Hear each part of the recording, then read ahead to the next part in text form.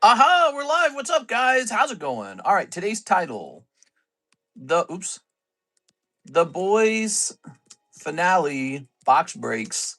We're also going to say new Cosmic Eclipse, new giveaways. Yep, because we got new giveaways. All right, we're hitting save on that. Let's see.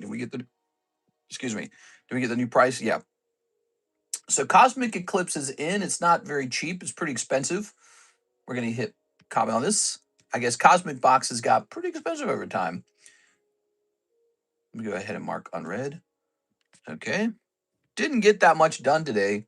I woke up late and then I had like this long conversation.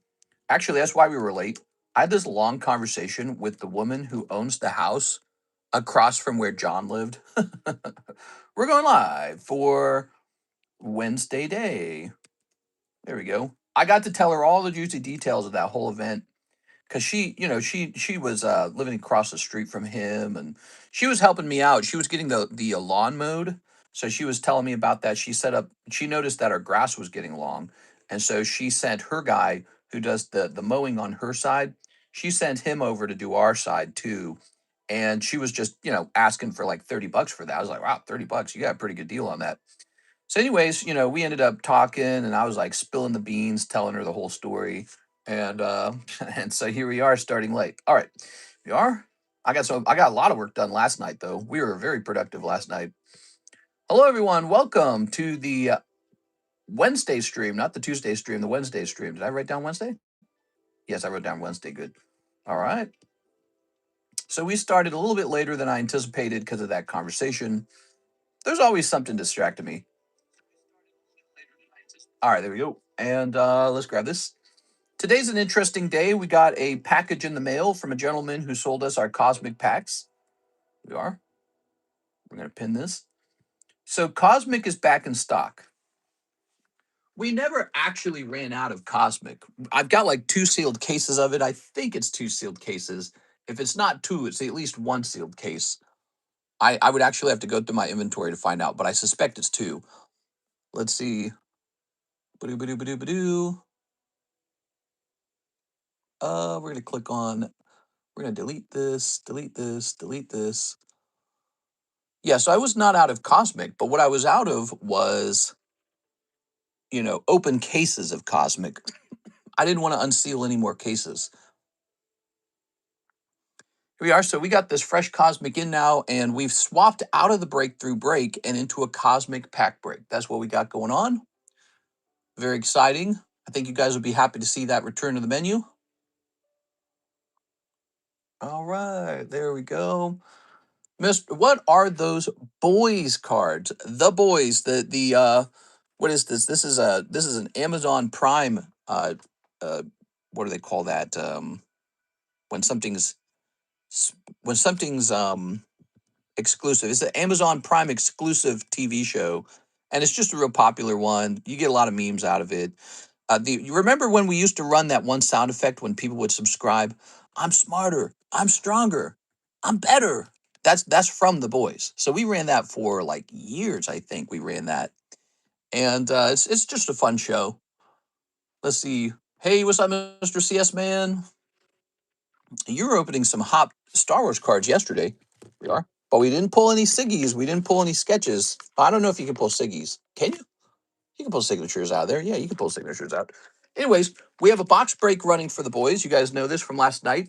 Actually, one went off last night, so this is a new one. And there's already one person in it. Mr. Hunter Tipton's in it.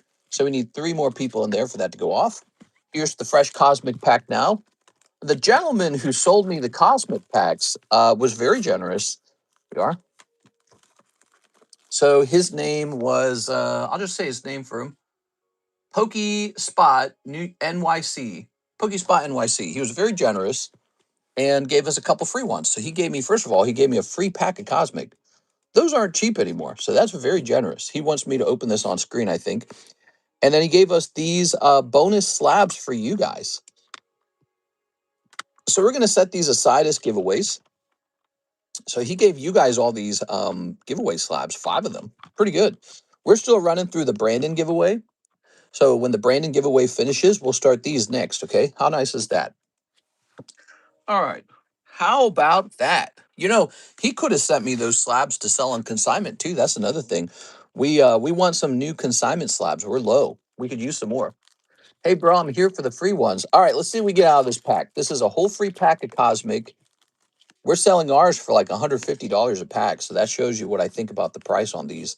Sfeel, Cottony, Rowlet, Carvana, and Black Kyurem. All right, we got a Black Kyurem. Ooh. Oops, what's with this sleeve? It's a bad sleeve. All right, very cool. That's kind of a heavy pack if you think about it. And here's Carvana, except that Black Kyurem's a little off center. Here's some more commons. All right, we got a packet of these yellow border commons from Cosmic now. You think those are valuable? I bet you some of them are actually pretty valuable. So thank you, Mr. PokeSpot NYC. Really appreciate it. I'll put these over here. No super snipe in there. Could have happened. Might happen for you guys. I'm getting more Star Wars. Oh, hey, guess what I'm doing? That's right, peeling potatoes. We're going to buy you a potato peeling machine. I've seen those potato peeling machines. And you're going to have to squeeze it into a corner somewhere. And then once the machine's peeling all your potatoes, you can spend more of your time making artisanal origami swans. The cranes. We are. That's what's cool about machines. If a machine can do your work for you, then you can have it do that and then do some other kind of work. I think about that sometimes. I wouldn't mind having a bulk sorting machine, but every time I look into them, it's like, will this really benefit me? Like, I can't tell if it's worth the money. Anything pulled from the boys box last night? Yeah, we got a signature something. It wasn't Kimiko. Oh, Queen Maeve signature, unnumbered. So we're hoping to get another signature out of this box. We don't know yet, but these are like the hobby boxes, right? And wait, I can't remember if there are hobby boxes. And we haven't pulled any Homelander stuff. We want a Homelander action figure, and we want a Homelander signature, whether it's numbered or not. So we're gonna keep going, okay? Or Butcher. That's another really good one. Hello, everyone. Welcome to the Wednesday stream. We've just started a minute ago. Let's grab this. We started late. I was talking to a neighbor. We were just chatting it up for a while. Here's Miss Six. She says she'll jump into Cosmic. All right, Miss Six, jumping into the new Cosmic break. All right. Store credit, expensive booster, second chance pack, box break, Pokebox. So what we're looking for is probably over here. Here it is. Pack break 2. Here you go, Miss Six. All right. Remember when Cosmic packs were $5? I remember. What's the Cosmic break price at? We're doing $15 per spot on Cosmic. Pretty pretty pricey, but go look up the price of a booster box online for these things. They're absurdly expensive these days. All right. Just how it is, I'm afraid. 2 solo levelings. You got it. Miss Six, 2 solo levelings. What do you think, Six? Should I restock these? I'm actually running low. I didn't buy like a whole case of them. Solo leveling. Homelander Siggy, $800. Ooh. Here we are. And this might not have been a huge print run for this card set. Might have been a small print run. We are. So we might uncover some more signatures pretty fast. Whoa, we got Star Card Bake Yunho. Bayek? Is it Bayek Yunho? All right, there it is. Miss Six. Thank you, Six. So if you guys were not here just a second, oh yeah, you ordered shipping, didn't you? So fresh bag for you. If you guys were not here a second ago, I was showing off some free slabs. The gentleman who sold me the Cosmic, the Cosmic Eclipse, he gave us some free slabs for a giveaway in the stream. How nice is that, huh?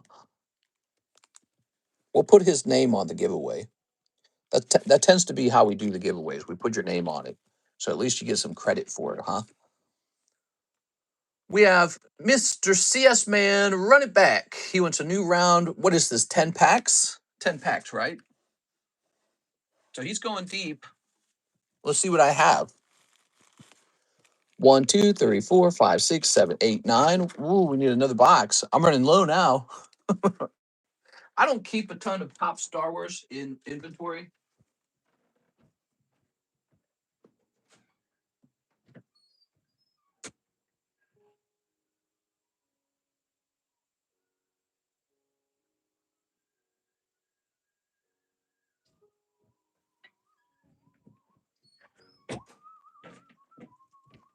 All right, I'm here. 6 is looking for N. There we go. Very nice. Okay. Come on now. All right.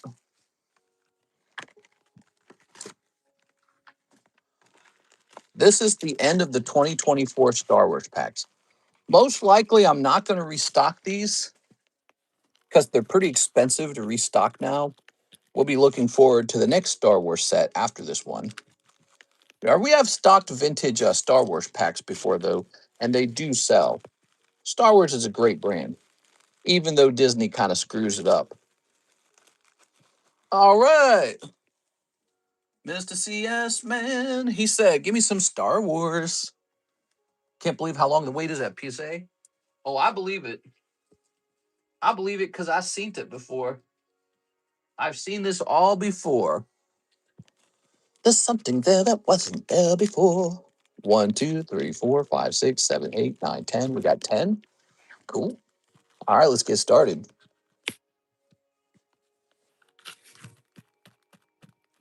I need to pick up the eyes and bad spots out of the potatoes before I can chop them into fries. Here we go. Snip this. Snip this. Snip this. It's fried. Snip this. Snip. Snip this. You want to know something interesting about me, Mr. Jonathan Cham? I do not care for potatoes. I don't eat a lot of potatoes every year. Some people really love potatoes. Take my wife, for example. By the way, she posted a video of herself on YouTube. I don't know if you guys caught that. Yeah. Rare sighting of my wife on YouTube now. Yeah. Ooh, she's very shy, so she doesn't normally post stuff like that. Oh, she's talking about her markers, bro. I'm like, what are you talking about? Your markers? Ooh, look at this. I was like, why don't you talk about how cute you are? Here's Han Solo. Oh. What? I just sent PSA 15 cards. Yeah, PSA is pretty bad right now, guys. You might have to wait a year for your cards to come back. All right, no talking about the finale, by the way, guys. If you talk about the finale, you get a 24-hour ban. Not a ban, but like a mute. So, but no spoilers. No talking about the finale at all. You're not even allowed to say if you liked it or you hated it. Gotta just be quiet about it, okay? Gotta just be quiet about it. People are still watching it. Yeah, ooh, look at that. There's a Darth Vader. He's got to go pee. Battle ready. Ooh. Who's the catch between you two? Who's the catch? Oh, she's the catch for sure, man. She's cute as hell. We are? What are you talking about? I'm a king. You are? Haven't watched it yet. Gonna watch it tonight. There we go. Finally, for what? Well, for all this. Ooh. I like this one. PS is bad. Tag seems to be taking longer too. Oh yeah, tag's taking way longer. Tag's taking forever. We're having a slab shortage. It's a serious problem. That's why I was working on all those slabs that needed to get cracked because some of them are not going to pass a second wave of inspections. So those are going back up for sale. I have no idea what I pulled. I zoned out. Are you ready? You ready? So you got Roku, Baby Yoda, you got Darth Vader refractor, Han Solo refractor, this confetti hollow, but it's not numbered. No numbers so far. All right, you ready? R2 3B. Here's Waddle. Here's oh my god, bro. Star Wars stereotypes, huh? We are. Public credits don't work on me. All right. All right. Here's Forever Friends. Ooh. Slab shortage, my time to shine. Interest in $100, 100 energy slabs. If you have slabs over with me that you don't want, tell me about them and we can consign them, guys. Alex, you got a couple slabs you could consign. Here's this dopey guy. Anything Star Wars made by Disney is not real Star Wars. That's how I feel about it. Watch your wife's channel grow faster and she becomes more famous than you. Well, yeah, she's way cuter than me. I'm a guy. I can't compete with that. How do you compete with that? Now, Supernatural is way better than The Boys. Are. God, Supernatural. You know, I never watched that show. I had a girlfriend who would watch that show religiously, and I hated it. That would be like an argument between us. Supernatural. Like, you're always watching that stupid show. Back then, I didn't really watch a lot of TV or movies. I'm still that way a little bit, but not as much. Back then, it was all work. I've mellowed out somewhat over time. I still don't like to watch movies, but I'll watch some TV shows. Back then, I didn't watch anything. I didn't watch YouTube. I didn't watch TV. I was one of those weirdos that doesn't watch anything. We are. All right. Sometimes you meet guys like that and they obsessively brag about how they don't watch anything. They're the worst. Oh, the Millennial Falcon. Cold ass round. Holy. Hold on, it's not over. By the way, there are more packs. Keep in mind. So if you feel like you're sweeping some cold ones, check these out right here, okay? So you can go deeper if you wish. You could also, you got those, remember, CSman, you got some PSA 9 slabs. You can trade those in for some of these Star Wars packs as well. So that's possible. Look at that. Out of 50. I told you. So this one's out of 50. Oh my God. But it's some dumb creature from the sequels. Oh, kill me, dude. You could have had an out of 50 Vader and they give you this dopey guy. Oh my God, bro. She has that female advantage over us. I wonder how many people turn trans just to try to boost their views on social media. I tried to turn trans, but it didn't help me. Apparently, people don't like bearded women. You are? Check out some Stanley Kubrick movies. You're a high IQ alpha male. I did like There Will Be Blood. That is a movie I really enjoyed. All right. Ooh. Star Wars is cool too, but they don't make good Star Wars movies anymore. Now they make like stinky poo-poo Star Wars movies. That's a weird Chewbacca. Bearded women. Why is the full screen on the phone but small on my TV? I don't know. I don't know how it works. So you did get an out of 50 numbered card. That's a pretty low number, but it's like you got you got it on the wrong card. Just bad luck. How about this? Okay. What we got? What we got? Oh my God, look how cool this card is. See, this card deserves its own sleeve. Look at that Darth Bladder. Whoa. All right. Do not choke on your aspirations. Here's Darth Maul. Ooh. This is Ahsoka, but she's actually kind of sexy. The real life version of it, the live action one, she has to look like a man. So that's how they do it in the live action. They picked the, whoa, look at this guy. 25th anniversary Darth Maul, still looking cool as hell. Tasty. By the way, do you have a log of your TCC graded cards? I might. I think I might. We have an Excel sheet that kept track of it all. And then we did have a Discord channel, but I don't know if I deleted it or hid it or moved it somewhere. So I would have to look into that. We are. I want to get back into Cardconomist encapsulations. You know, you got these terrible wait times at PSA right now and Tag and all these other companies. And I think we can offer some pretty fast turnarounds. If you open a card with me like these right here, I know they're authentic, so we don't have to do the forensic round. When it comes to grading, our little tiny grading company, which is mostly just like merchandise, it's mostly for fun. But we don't have to do the authentication step because I already know it's authentic. You never got to touch the card. Only I did. So I get to skip the authentication step and go straight to grading. And then it's just a matter of what I think is a 10 or not after years and years and years of collecting and years of grading cards with various companies and even, TCCG grading 10,000 cards. So I have some experience deciding what I think is a 10 or not. We are. If a card gets a TCCG 10, it's got to be pretty good. Ooh, look at that. We are.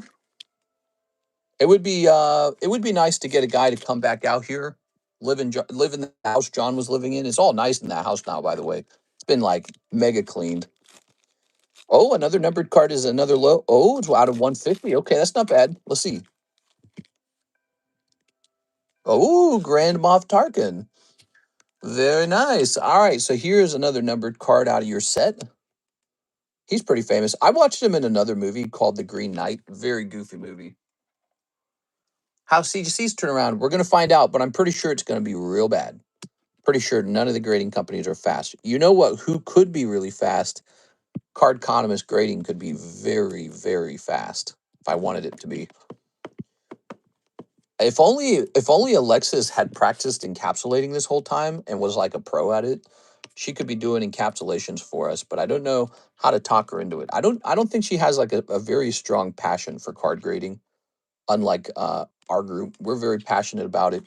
She does the shipping really well though, so you can't judge her on the shipping. She's very good at it. But the card grading maybe is not up her alley. It's a little bit of a dirty job. Like you could get plastic splinters doing it, and there's like an industrial machine you have to use. So it's kind of like almost like a car mechanic kind of job. It's kind of like a hands-on job. So I would describe it a little bit as a dirty job.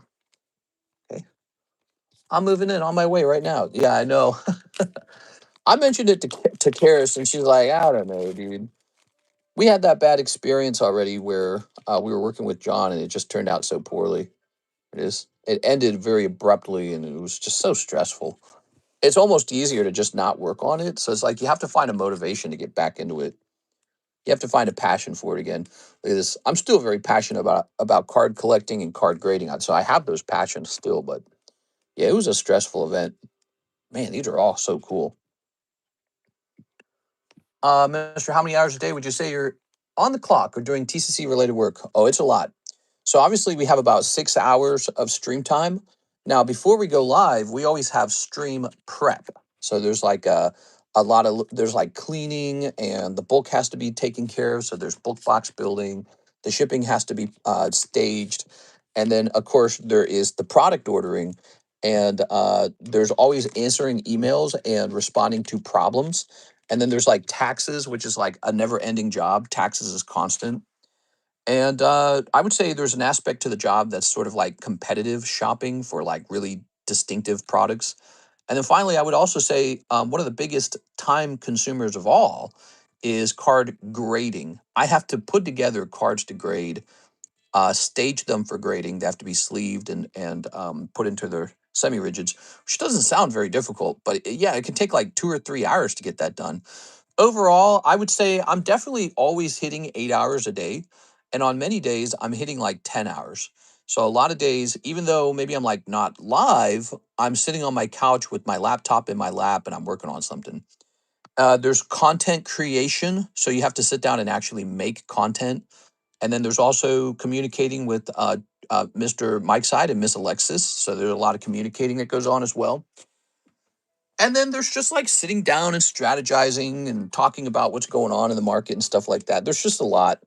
It's like my whole day basically. Like here's my work, here's my day flow. I wake up, I have a little breakfast. I do something other than Pokemon cards. I might like watch TV. I might like watch YouTube, maybe like a food channel or something like that. Look at all these cards. So and then I'm off to work right after eating. So I start working on everything at that point. I usually have to solve some kind of problem or help somebody with their shipping. Like they're like, hey, where's my tracking number or something like that. So we start working on those kind of things. Then I got to start cleaning up in here. There's a lot of cleaning. It's a very messy job. We generate a lot of trash. Then I do the receiving. So there's usually a bunch of product that's arrived that has to be like opened up and stored, put away. And then we come in here and I got to start, getting the stream ready, taking pictures and all this, and might make a piece of content or two that can take, making a piece of content and posting it to all social medias can take like 30 to 40 minutes. And then we finally hit that go live button and we're live for maybe 3 hours. When I get off, I go have dinner. I'm usually the one that cooks. So I cook dinner and then we sit down and eat the dinner together. Then we get a few hours off to just sort of goof off, pinch butts. And then after that, I'm already starting to work again. I'm starting to shop for cards. I'm starting to work on card grading. Card grading takes many, many hours. Before you can send cards out to grade, you actually have to decide what gets graded and you have to stage it. It just takes so long to do that. It takes many hours. So I'll be working on that all day, almost every day. And that's how we end up with all these lovely slabs on the table. Sup, mister, you sexy bald white man? I'm not bald. Mister gets his daily dose of The View. One of my favorites. Yes, The View. JC says encapsulating is fun. Love it. It's easy. I have my own encapsulator. Yeah, it's kind of fun if it doesn't involve like having to like make these labels is one of the biggest parts of it. It takes a lot of work to make those labels. Bulk pre-grade coming tomorrow for these. Yeah? All right, sounds good, man. Hey, what's the best way to invest in sketch cards, graded or raw? Can sketch cards actually be graded as it's cards that is worked on? What are you talking about? Like official Topps sketch cards? Or are you talking about like individual artists, like, you know, like that Quip Ditto drawing? What are you talking about? See us, man. Let's put this into a fresh baggie. Bulk grading, he says. I like it. Mr. How many hours would you say you work? Anyways, in the end, I'm always thinking about work. So even if I'm not physically working, it's like this thing you don't truly escape. You feel clocked in all the time. So I might not be live, but I'm thinking about what's going to happen tonight in the live. For example, let's say I'm watching TV, I'm watching the news. I'm thinking about how I'm going to have to talk about this subject later on in the stream. Because very often you're kind of expected to be able to talk fluently about the things going on. All right. Get a little CS man box going here. You're expected to be able to talk fluently about the things going on in the world. So sometimes I'm watching content that's related to, you know, the card world, the hobby, and I could almost say that's part of work because if I quit, if I didn't own a single card in this house, if I sold every single card and I didn't own a single card anymore, I wouldn't ever watch those videos. I would never watch like Pokemon card investment videos. So even when you're watching those videos, it's like you're still at work. Best way to invest in Spongebob sketch cards, graded or raw. How do they grade sketch cards when you know it's never going to be a 10 of 10? So you should be able to get like a authenticated grade where it's just like A for authentic or whatever each company does. I don't know how you request that. I've actually still not figured that part out. Um, with tag grading, they did it automatically for me. Here's one from tag grading. Now they messed it up. This one has to be regraded. But look, for tag, they just say verified authentic. But look, they stupidly encapsulated it backwards. Come on, bro. I'm supposed to be selling this one. JJ, who's that? J Shrinko or something? That almost sounds like a Star Wars name. It says Topps one of one. Isn't that cool? A one of a kind piece of original art based on the Star Wars saga. I don't know who Jay is, but he drew this TIE fighter and it looks really nice. And I'm just supposed to be able to sell this and I can't because it's encapsulated backwards. Unless you wanted this to be the front of the card. What were they thinking? I don't know what they were thinking. I got to send this one back in. All right, honey. Funny how it's a V and not an A. Yeah, they do. They go with the V for verified. I guess it could be A for authentic. Whatever you know. I think. I think I've seen like an NG or something, or is it NA? I can't remember. Who's next? Who wants an order? Who wants to get lucky tonight? Today, who wants to jump in this boys break? We got one person in there. We need three more people. Here's Ryan Shapiro, Cosmic Eclipse. We got two people on the new Cosmic break. That's the new Cosmic break right there, guys. Cosmic is back on the menu after a long hiatus. I think we're bringing Chilling Rain back too. Chilling Rain's coming back to the menu. We discovered Chilling Rain's not that much more expensive than just like some of the more desirable Scarlet Violet sets. So it's like, damn, why don't we have that one? How can you grade something that's never the same? A looks better just because we associate A with the high score. That's exactly what I did. So I chose A for authentic because I think it looks real nice on the slab. It looks real nice. Got a little A on your slab, but it's not a real score. It just means, yep, this is real.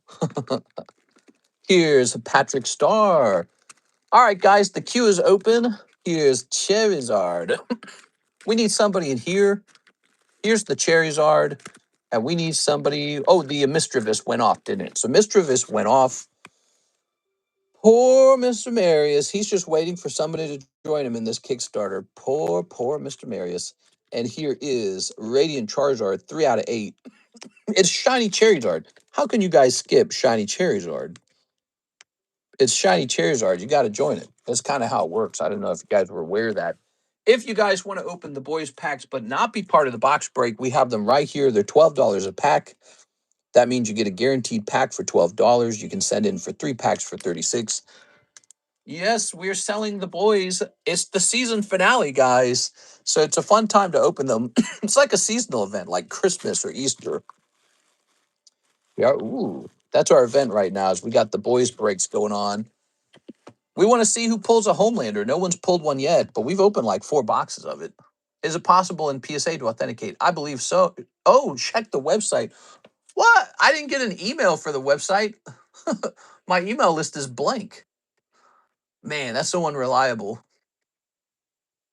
The website's still relatively. Oh, you ordered like 21 minutes ago. That's nuts, man. Here, let me have a quick cough. Give me a second. Bro, you ordered like 21 minutes ago, and there's no email for it. All right, let's see.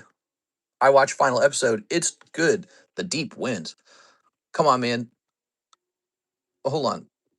We're going to go to put user in timeout 24 hours. All right, guys. You can't talk about the finale, all right?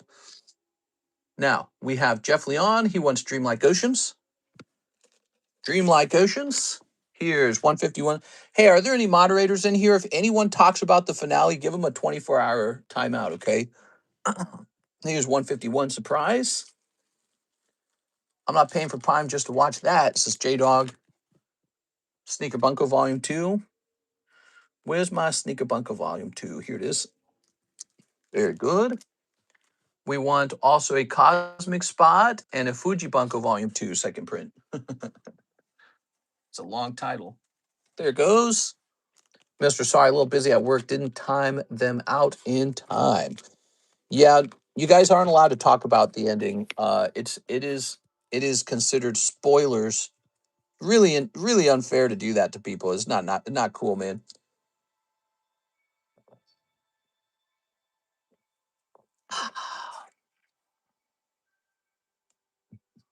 Who is this guy, by the way? At least he's a real guy. Wait, why doesn't it let me go back? Oh, that's so stupid. Now I have to reopen the comment section. Weird. Okay, we're popping out, chat. Okay. Why does MGM have a streaming service now too? Companies are building the. Listen, everyone just thought they were going to get all their content for free, right? Remember when you had to actually pay for content? You wanted to watch a TV show or a movie, you had to actually buy it. And then Netflix comes around and there's this really good deal going on where all you need is one Netflix subscription and you get everything, right? Because everyone wanted to be on Netflix. Now everyone's building the infrastructure to just stream their own garbage, you know? And so once again, you got to pay for content. It's just how the world works. It's like when you buy a video game, you got to pay for the video game. Or when you want to play it, you got to buy it and pay for it. And it's an unfortunate reality. It's why Pirate Bay was so popular. Who remembers Pirate Bay?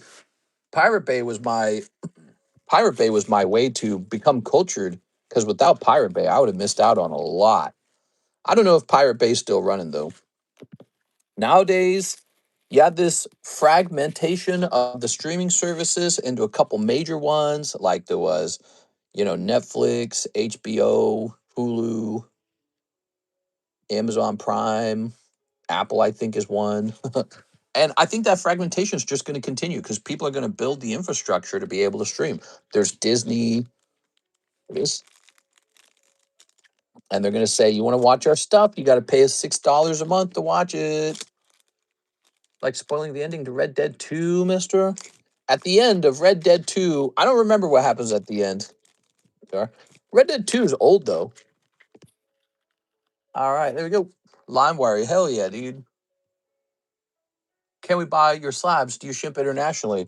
Yeah, absolutely. We've been shipping internationally for 7 years. 7 years of international shipping. Here's Clavat and Vidya.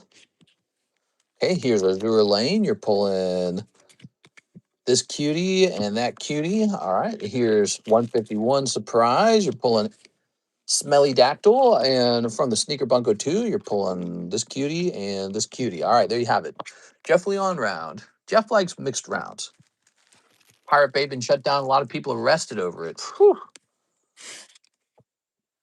That's because it was always what it was. It was theft. But you know what? It helped better my life. Just how life goes a bit, you know, a little bit of, I guess you could say I have done theft. I stole content. I didn't pay for it. But without Pirate Bay, I would have never downloaded all those self-help books. It never would have helped. It never would have happened. And those things made a big impact on my life. So, you know, it shows you the importance of those things. Of course, there may be other ways to get a hold of those nowadays. Maybe you just listen to some ads. Maybe it's free on YouTube, you know, the self-help books and all that. Times have changed a lot. Things have changed. Jeff, did you need a new bag? I can't remember. Jonas, Tyler, Seva. Seva does an adding. Oh, we never put that box back. Way to do that. You opened Azure Lane, not Fuji. Oh, okay. We'll get you a Fuji as well, okay? All right, we'll put this here. Let me put this here. He ordered Fuji, not Azure Lane. Let's find that Fuji. Fuji has the green label. Ah, here it is. Sorry, we got that Azure Lane in, you know. And so Azure Lane's on the menu as well, guys. Fresh Azure Lane. It's English. It's Azure Lane Volume 2 English print. In fact, it might be first edition. That should have been a giveaway right there. Ready? All right, one Fuji. You got one Fuji with the cute legs. They're all the same cuties, sort of. All right, new bag time. All right, new bag. Hello. Ooh. Last night, the primary thing selling, Pokey Shuffles and Live Customs. They are so freaking popular. People love them to death.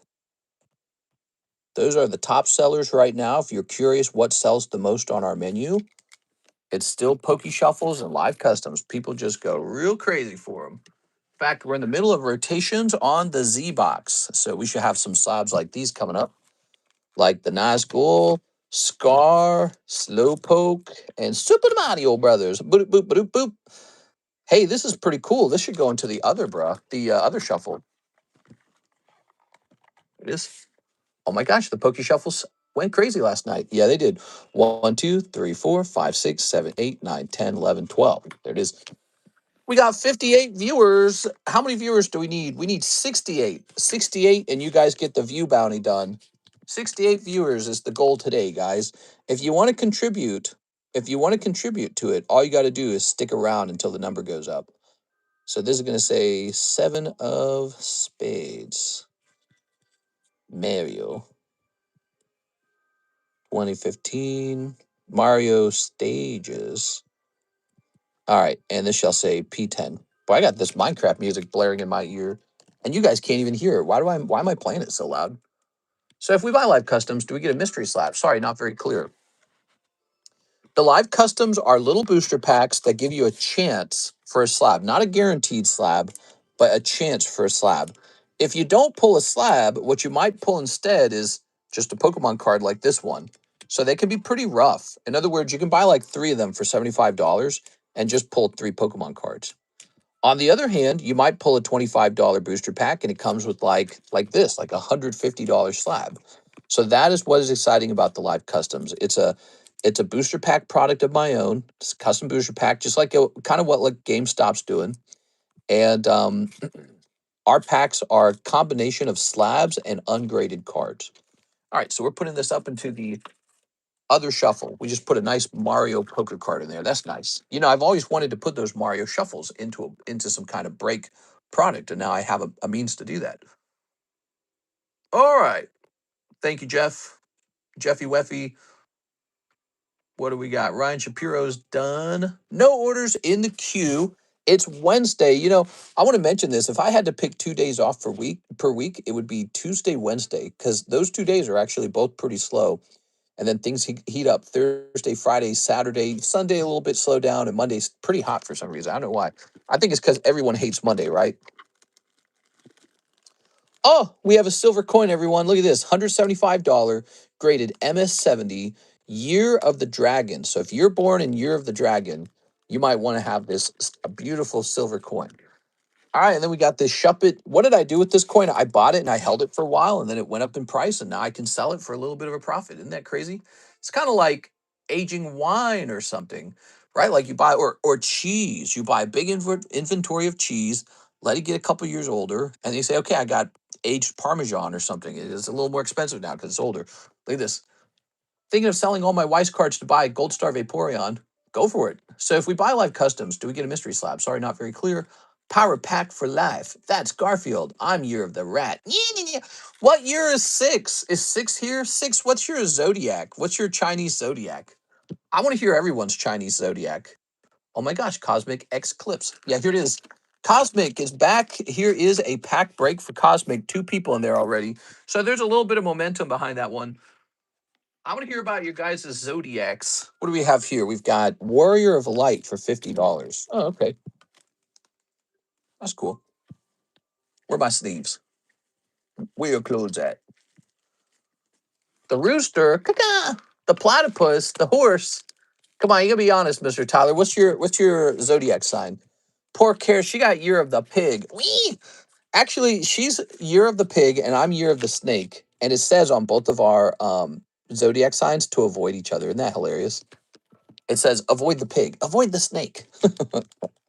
It makes sense. 4 spots taken on the Cosmic now. Nice. The Dragon. So there you go. So if you're Year of the Dragon, we have a nice Year of the Dragon coin for you to consider. It's just a nice thing. There's a Year of the Snake too, and I got that one because it looks cool. I got it for myself, is what I'm saying. All right, so here's Mr. Medius. 2 spots in the Cosmic. Oh, I got to sneeze, man. I got to sneeze. Woo. Where's my sneeze guard? All right. Crazy, man. Crazy times we live in. Sneezy times. Sneezing, coughing, sneezing, coughing. You know, there's got to be a lot of irritants in here or something because I'm always sneezing in this room constantly. Here it is, Marius. I'm probably shaving years off my life. Yes.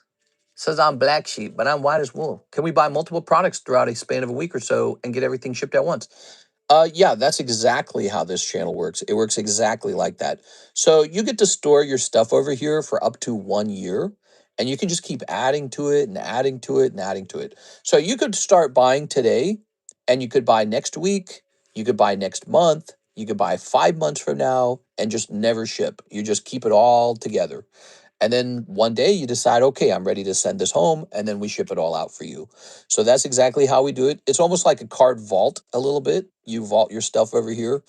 It is not insured though, so keep that in mind. So if I get hit by a tornado or something, and your cards get blown away, then you are sharing in the loss with me. So be aware of that, guys. I have thought about offering a guarantee service where it's like you can pay a fee, and if we do get hit by a tornado or a house fire, your stuff is covered. So we've thought about doing that. We do have that service for shipping. It's called a shipping guarantee. It's $20, and I will replace $1,000 of stuff.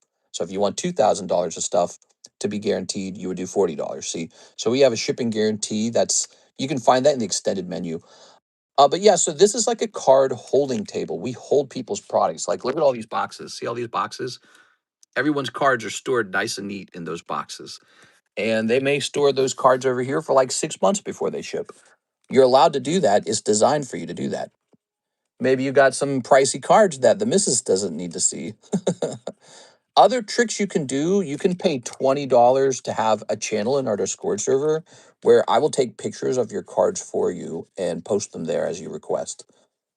All right, Mr. Marius Larson going in here. Show the dragon coin up close. I will. It's very nice.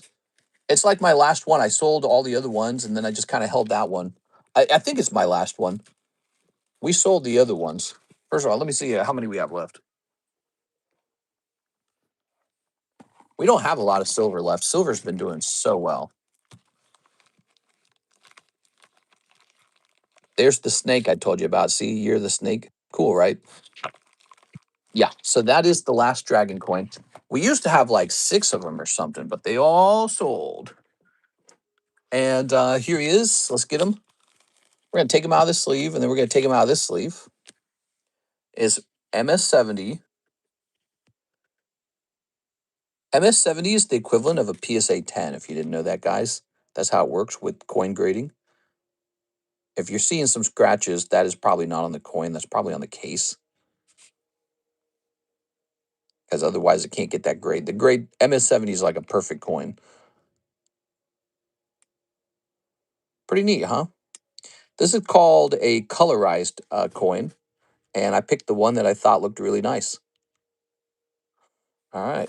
Now, this was not minted in China. This was minted in Australia by the Australian Mint.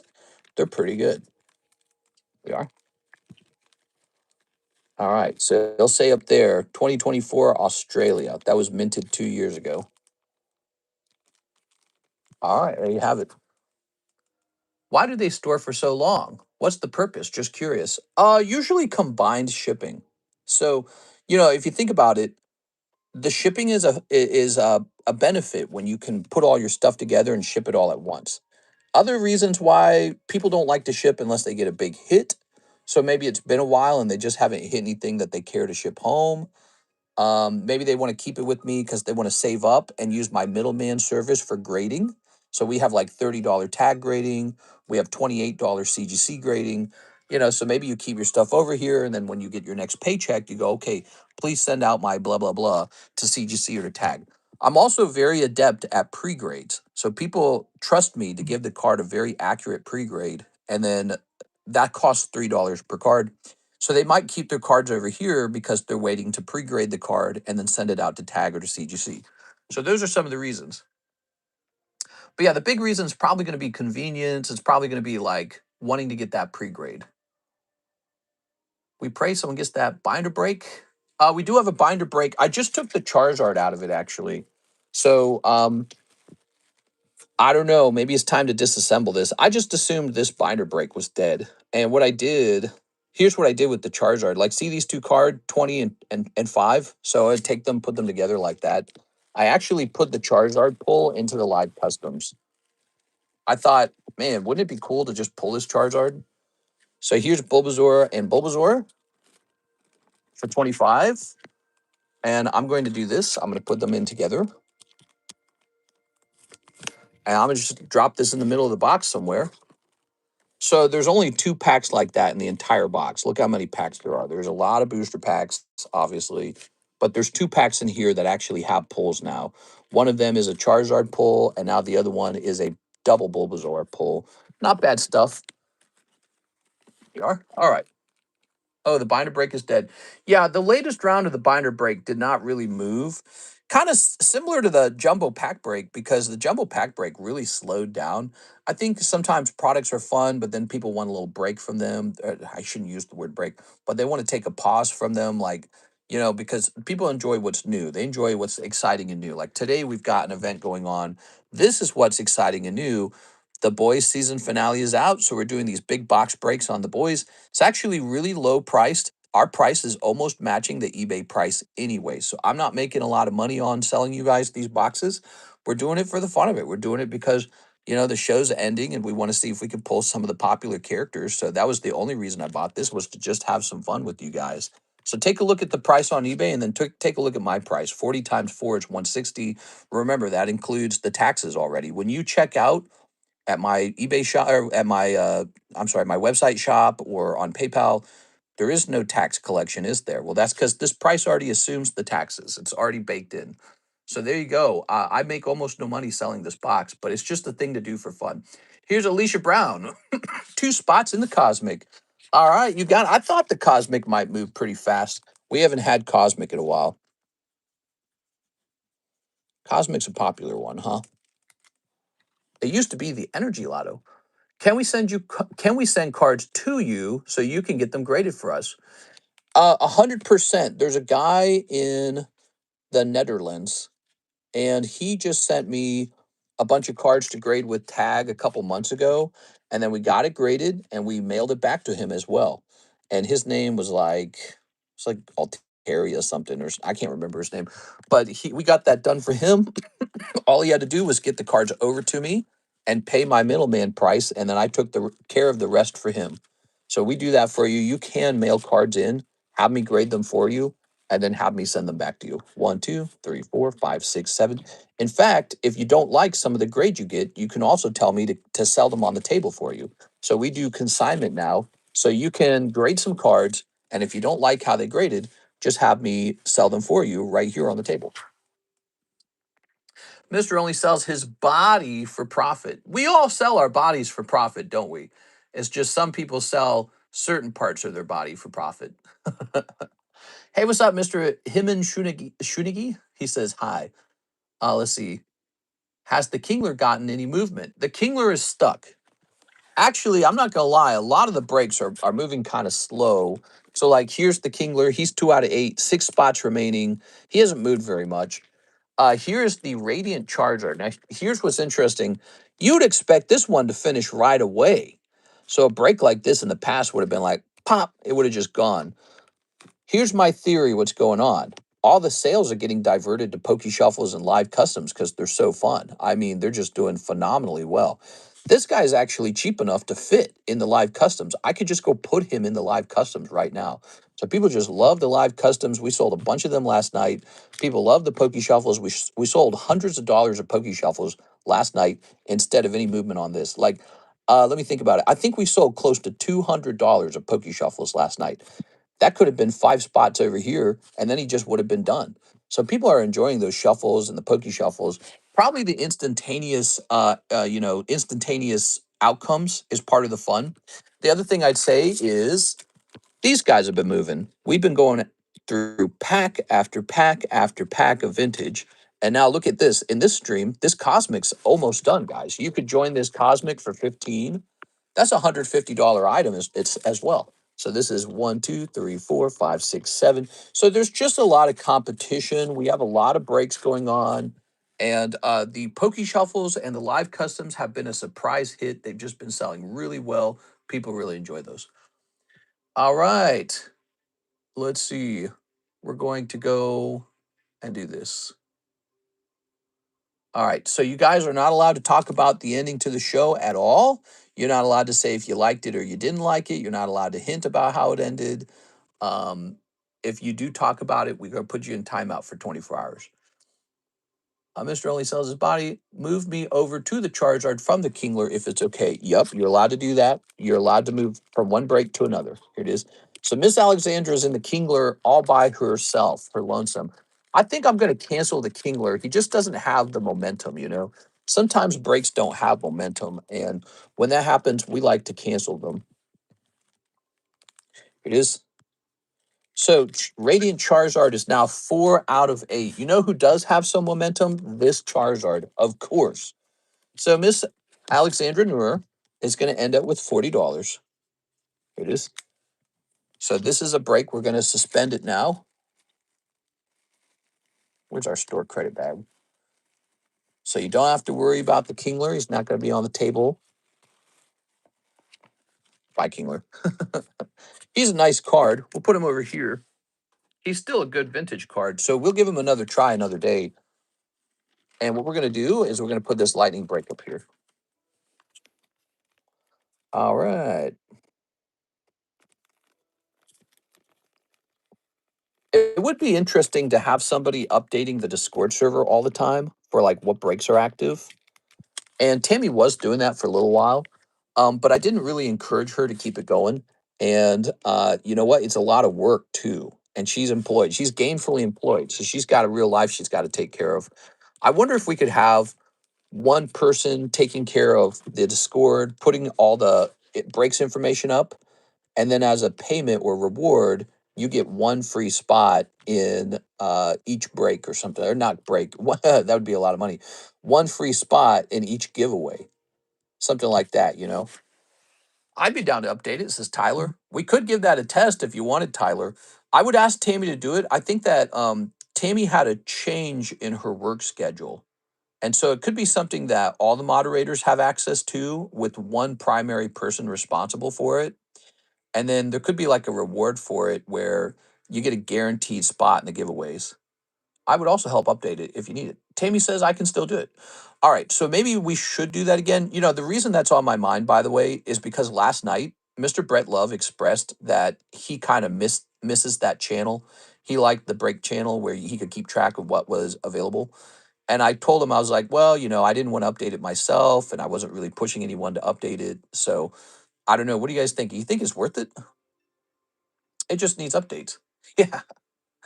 It's a lot of work because in order to keep it up to date, you would have to see every stream, what's going on in that stream. You'd have to see what we're adding, what we're removing, and be able to constantly update it. Maybe you wouldn't have to update it every day, but maybe at least 3 times a week, I'd say. 3 times a week could probably get it done. And something like that. It's not like a big job, so it's weird. It's like it's not a big enough of a job to pay money for it, and yet it's also enough work to be worth something. I don't. It's almost like the website updates. The website updates are a small thing, just those pictures you've been getting them for me. I can do that, I can do the pictures myself. I did one of them, not a very good job of it, but I realized the pictures are not very complicated. But it's these little tasks, man. It's like changing prices in a retail store, right? Like I worked at Target for years, and they had a whole team of people who did nothing but price changes, and they have to go to every single SKU on every single shelf and be like, all right, this was 345. Now it's 375. You know what I mean? It's like, dang, dude, that's a tedious little job. Did the boys break go off? Not yet. We're looking for 3 more people. Were you the guy in there? Let's see. Hunter Tipton. We're looking for 3 more people in here. You can form a team if you want, guys. So 2 of you guys can go in on this break and split the box between each other if it goes off in your favor. The queue is currently empty. It's a Wednesday. Let's see what I got over here. What is this? This is a Simipore. Why is he over here? Simipore, $100 Master Ball. Okay. Interesting. What's this? Here's Pupitar, huh? We've got Dark Pupitar. This is certainly not $50 anymore. Look, see how the price tag is on the left side of the slab? That means this was priced a very long time ago. This card is probably more like $200 now.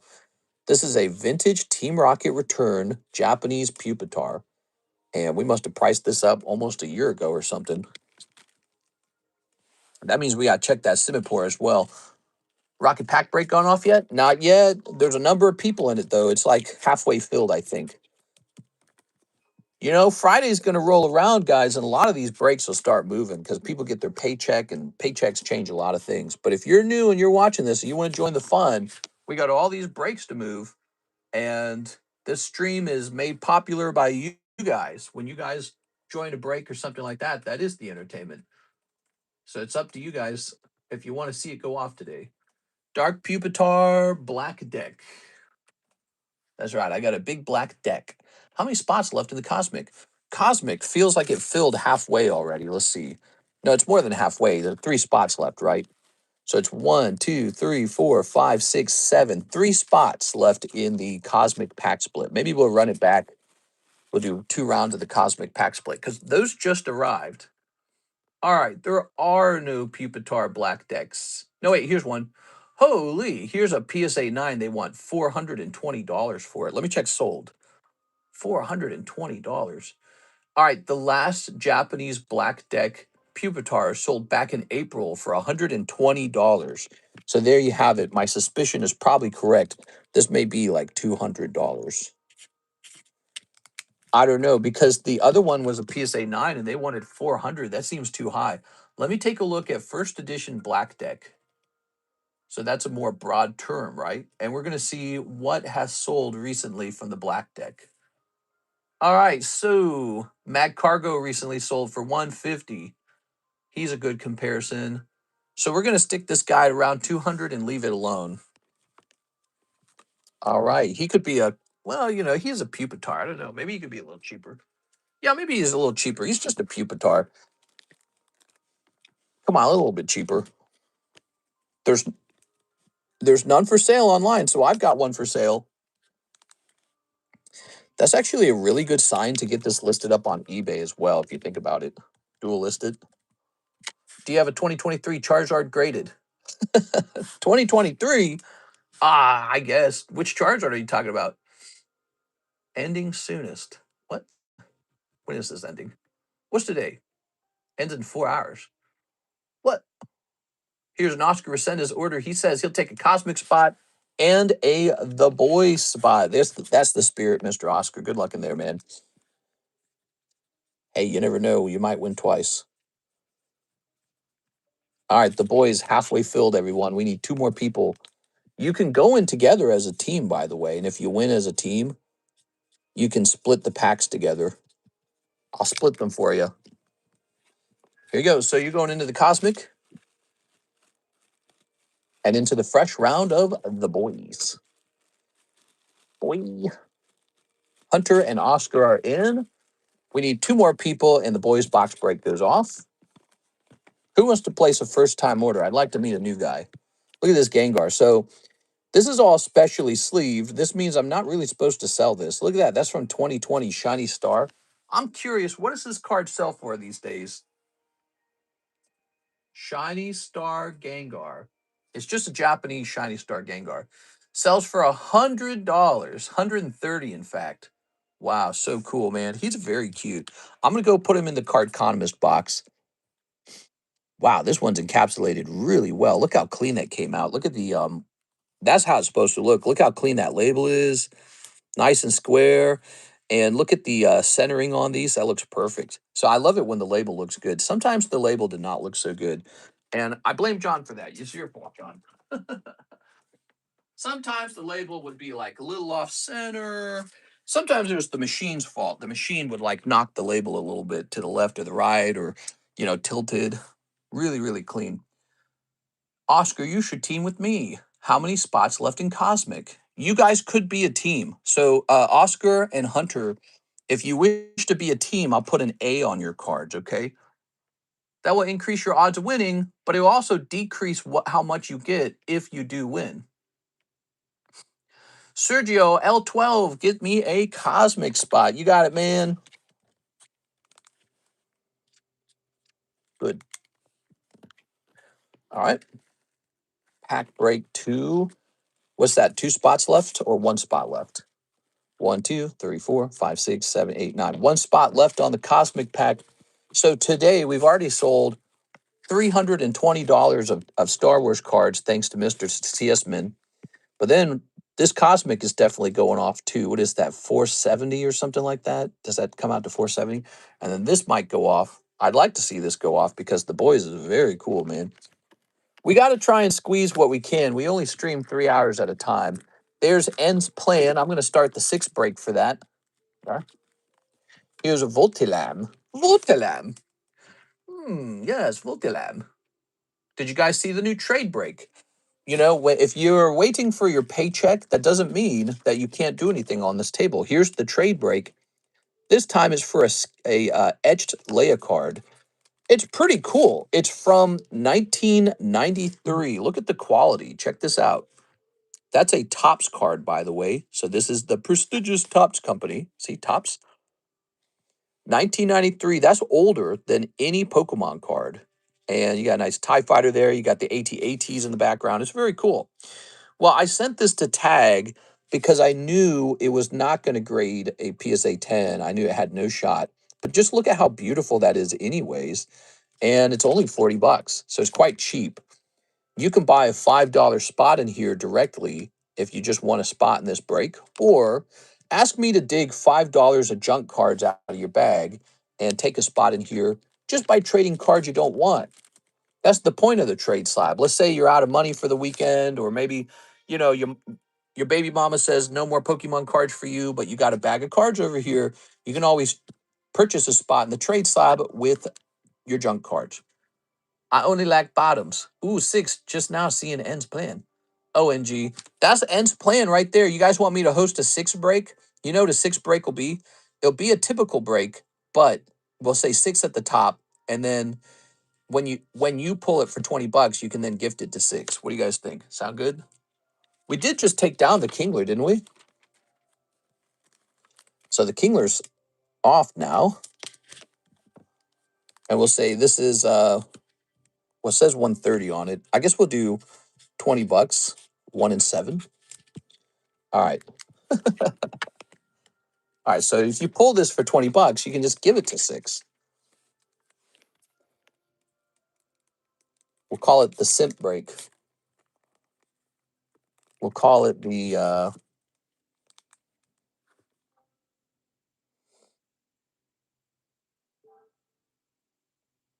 we'll just call it the 6 break because we know she wants this card real bad. So it'll be a little funny thing. All right. Or you can pull the card and then hold it over her head and be like, look what I got. Here's Pat Gibbs. He says, I think I have quite a few slabs that I've won there, so you might find something you like. Pat Gibbs is interested in doing some consignment or some instant sales to me. I'm going to go, since we have no other orders in the queue, I'm going to go gather Pat Gibbs' slabs. I'll be right back, okay?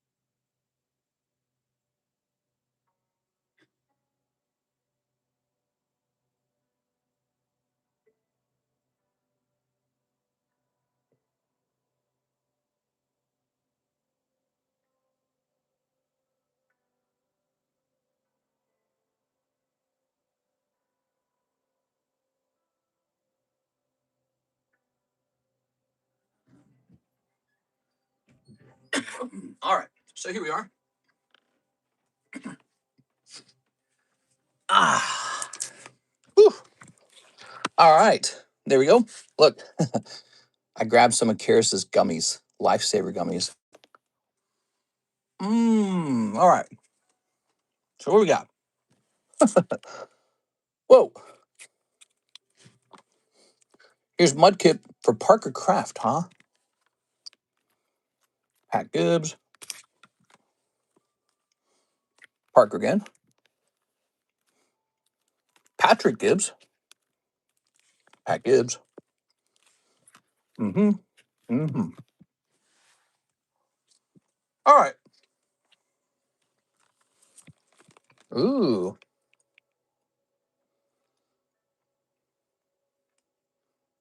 Mm-hmm. You have time to see if I have anything for the trade slab. Mm-hmm. Mm-hmm. So, Mr. Gibbs, you would just tell me which one of these you're interested in turning into consignment.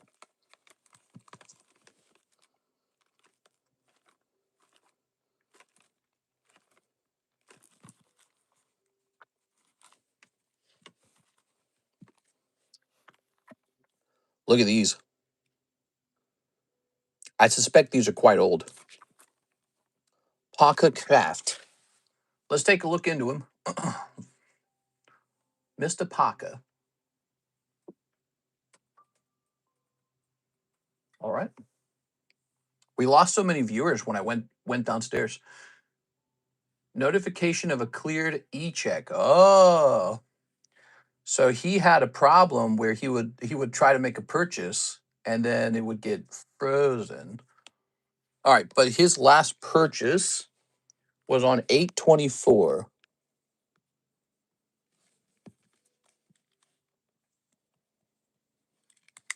So that was the last time he was here was 8/24. Yeah, so these are over a year old because 8/25. These are almost 2 years old. That's a non-hollow Mudkip. He's not really a big deal. This guy's kind of a big deal. Dark Tyranitar, and I gave it a 10, huh? Crazy. I'll place these here for now. Do you have time to talk about our Lord and Savior, Arceus? Mister, I might do a huge consignment deal with Ivan in a little bit, so I will update you on that. A consignment deal with Ivan? What does that mean, Mr. CSman? Ivan Rodriguez?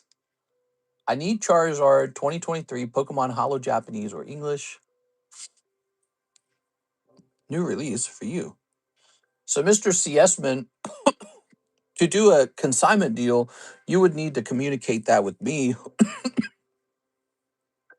and then we would set that up on this side. If you're wanting to just sell your cards to Mr. If you would like to sell your cards to Ivan, you could do that. You just have to have me ship them home to you first, okay? So there's a difference between selling your cards to another person and having me consign them. If you're wanting to just sell your cards to Ivan, though, you need to have me ship them home. All right, so let's see. Grab this, and we're going to hit refresh. All right. And we're clicking on this. We have Mr. Marius Larson. He says spot in the 6th break to steal it from her. There it is. All right, we got one person in the 6th break. Marius Larson is going to take this card first. Aha. Trying to get my boy to work for free. There it is. Okay. It's just there's a difference between consignment and selling cards privately. Can I not just do it through you? Like consign the cards he wants and he just buys all of them? So here's how consignment works. So consignment works like this. We we tend to pick the price that is the cheapest buy now on eBay, and then we price it up, and then somebody buys it or does slab away or whatever, and you get 75% of that sale. If you're trying to privately sell the card, to some other person, you have to have me ship it home to you. And so there is a pretty big difference between those two things. Because in the one case, a private sale is probably going to be you trying to make as much money as possible, yada yada yada. All right, he's just letting you know he's getting a cut. I don't know how to say it. Please help me source that very famous Charizard. I want the 2023 one that is graded. I don't know which one that is, Mr. Milcow. All right. So, spot in the 6th break for Mr. Marius. All right. We're going to hit refresh over here. We have an open queue. We're having a slow Wednesday. We had a slow Tuesday. Now we have a slow Wednesday. Here's a whale word. Did Pat Gibbs decide what he's interested in selling? I want to keep the Pikachu. Everything else is free game. All right, you got it, man. All right, so the Pikachu stays with Patrick Gibbs. I got it. There it is. Got your name on the back. Very good. Everything else is fair game. So these are going to come up for consignment. All right. Good. Let's move. By the way, we're looking for 2 more people to join the boys' break, and then it's going off. 2 more people is all we need. Surprised Cosmic didn't end. There's like 1 spot left. There we go. I can decide the price for the consignment. You can get the 75%. I'm really not trying to chip the cards. I hear what you're saying. So you can decide the price of the consignment.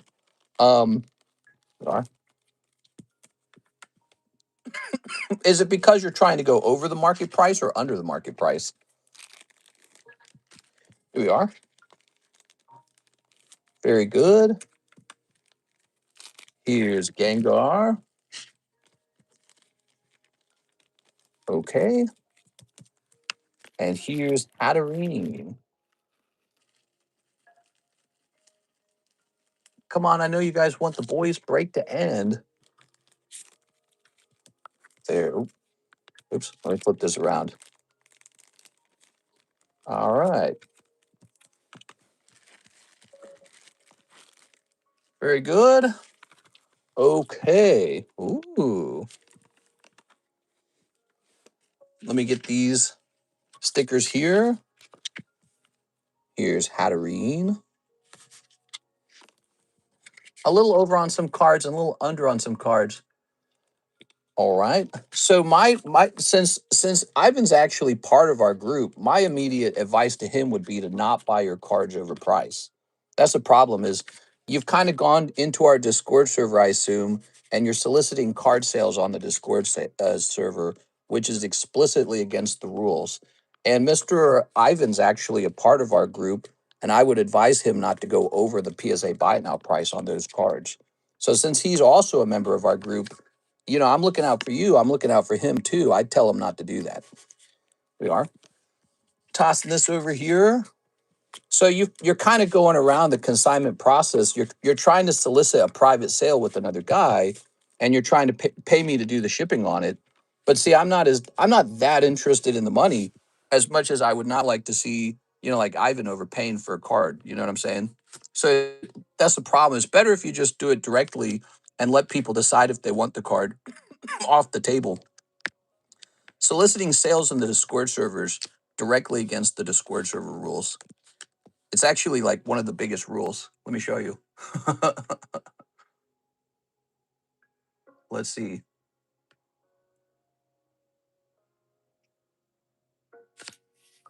So here it is.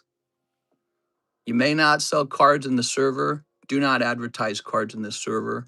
I think there is a rule that I might have removed that says you can't even mention it. Yeah, I did get rid of that other rule though. Okay. So we just simplified the rule system. But that's it. So we do that just to make it simple.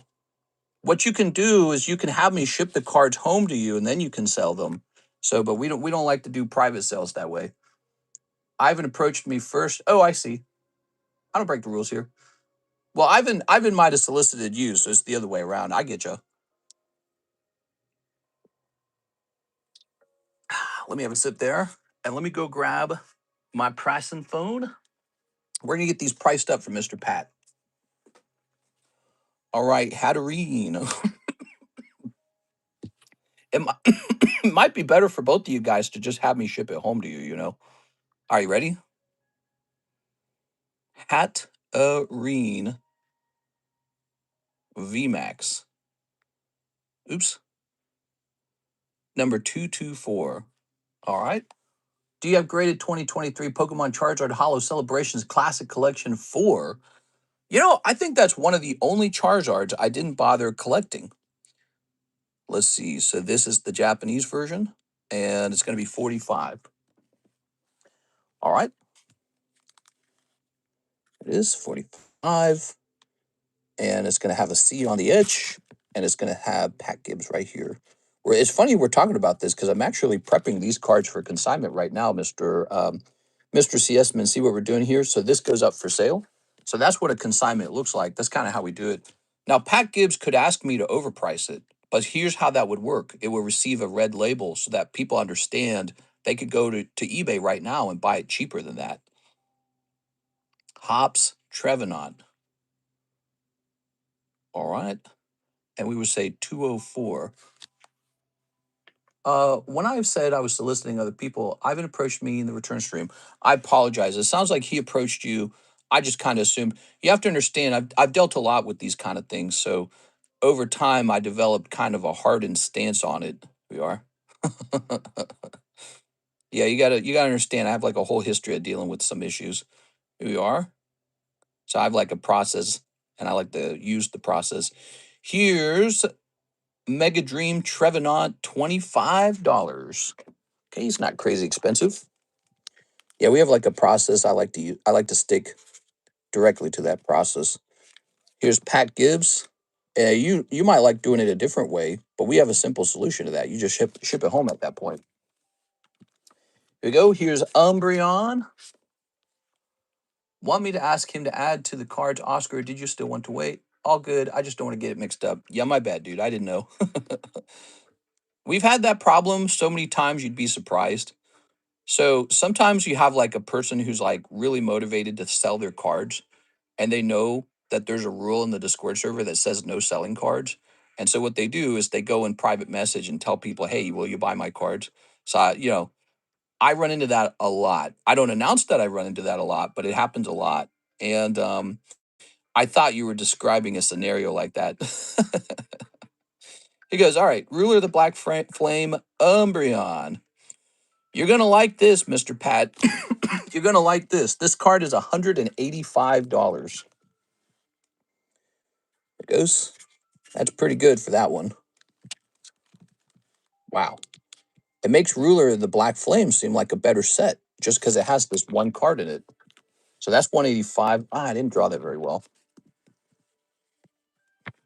Gave my old lady the process. Do you use standard economical error or expensive orders?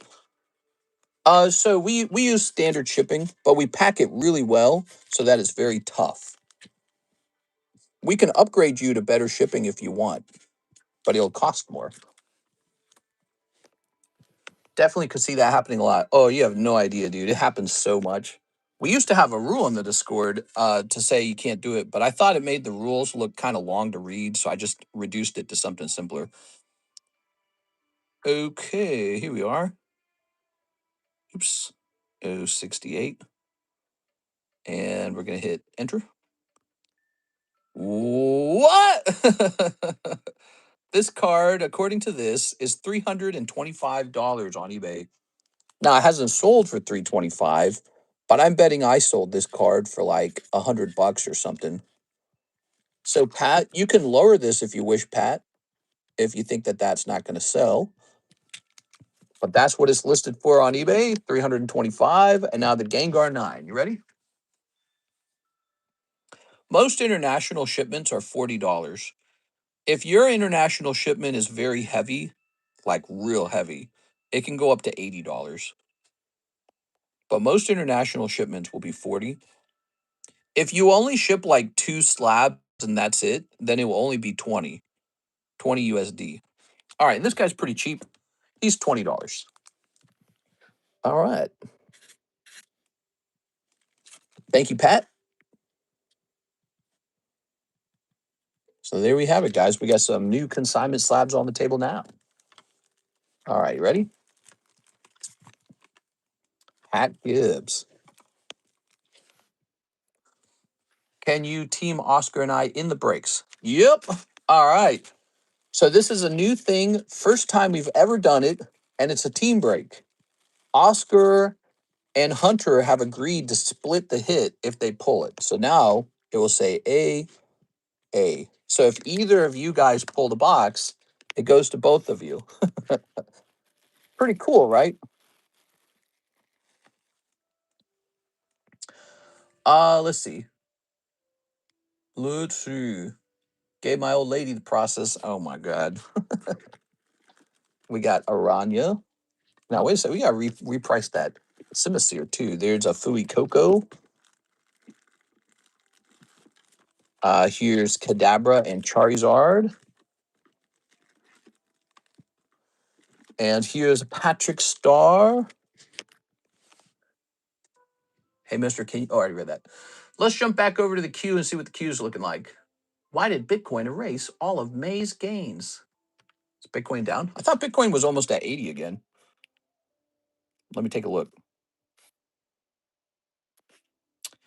Buttcoin price. It's at 77. Let's see, 6 months, year to date. How about 5 years? Here's Bitcoin, by the way, guys. It's made its way back up to 77,000. Crazy, man. Bitcoin's been a tough investment, in my opinion. All right. Why doesn't the site show any slabs? The slabs are for sale right here on the table. So we do that because we don't want to have to list each slab. It would be a lot of work because slabs come and go very rapidly. Here's a Magic the Gathering Doctor Who gym break. If you want to work on your gym score, here's Scar and here's Slowpoke. Slowpoke could probably go right now into the Pokey Shuffles. Mister, quick question. He says,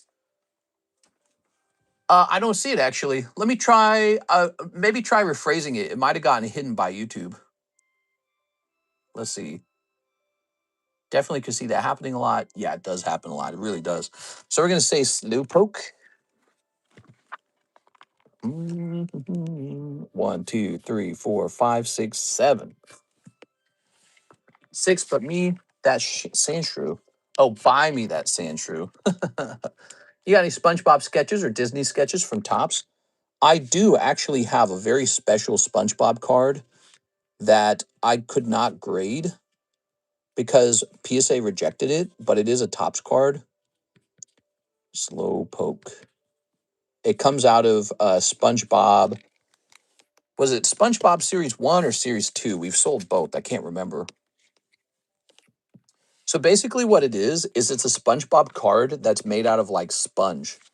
And it comes out of Topps.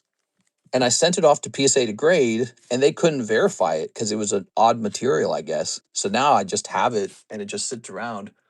But it really is an authentic SpongeBob card from a Topps box. I'm looking to buy one. How much is it? Show us. How much did I pay for it? I bought it a long time ago. I might be able to just show you from my phone. Okay, let's see. Here it is. I paid $211 for it. Wow. That was in 2024. It's this card right here. $211. Top SpongeBob Series 1. So the Series 1 collection had a whole bunch of these. There was a variety of cards from that set, and they were just these really weird cards, and they were made out of sponge. Also, I bought this. Does anyone know what happened to this dang thing? So I remember buying this and I remember making a video about it, but I don't remember selling it. Does anyone remember me selling that SpongeBob? That SpongeBob is a Paul Tibbet sketch. It's one of one, and I don't know where it is anymore. It's not in my collection. It's not sitting in my collection. So it must be somewhere. I might have just lost it somewhere, but I wouldn't imagine I would have lost it for so long. So let me move that off the screen. So that's a SpongeBob card, and it's a Paul Tibbet sketch, and I paid a lot of money for it. And I swear I made a video about it. But what did I do with it? I thought I sent it off to grade.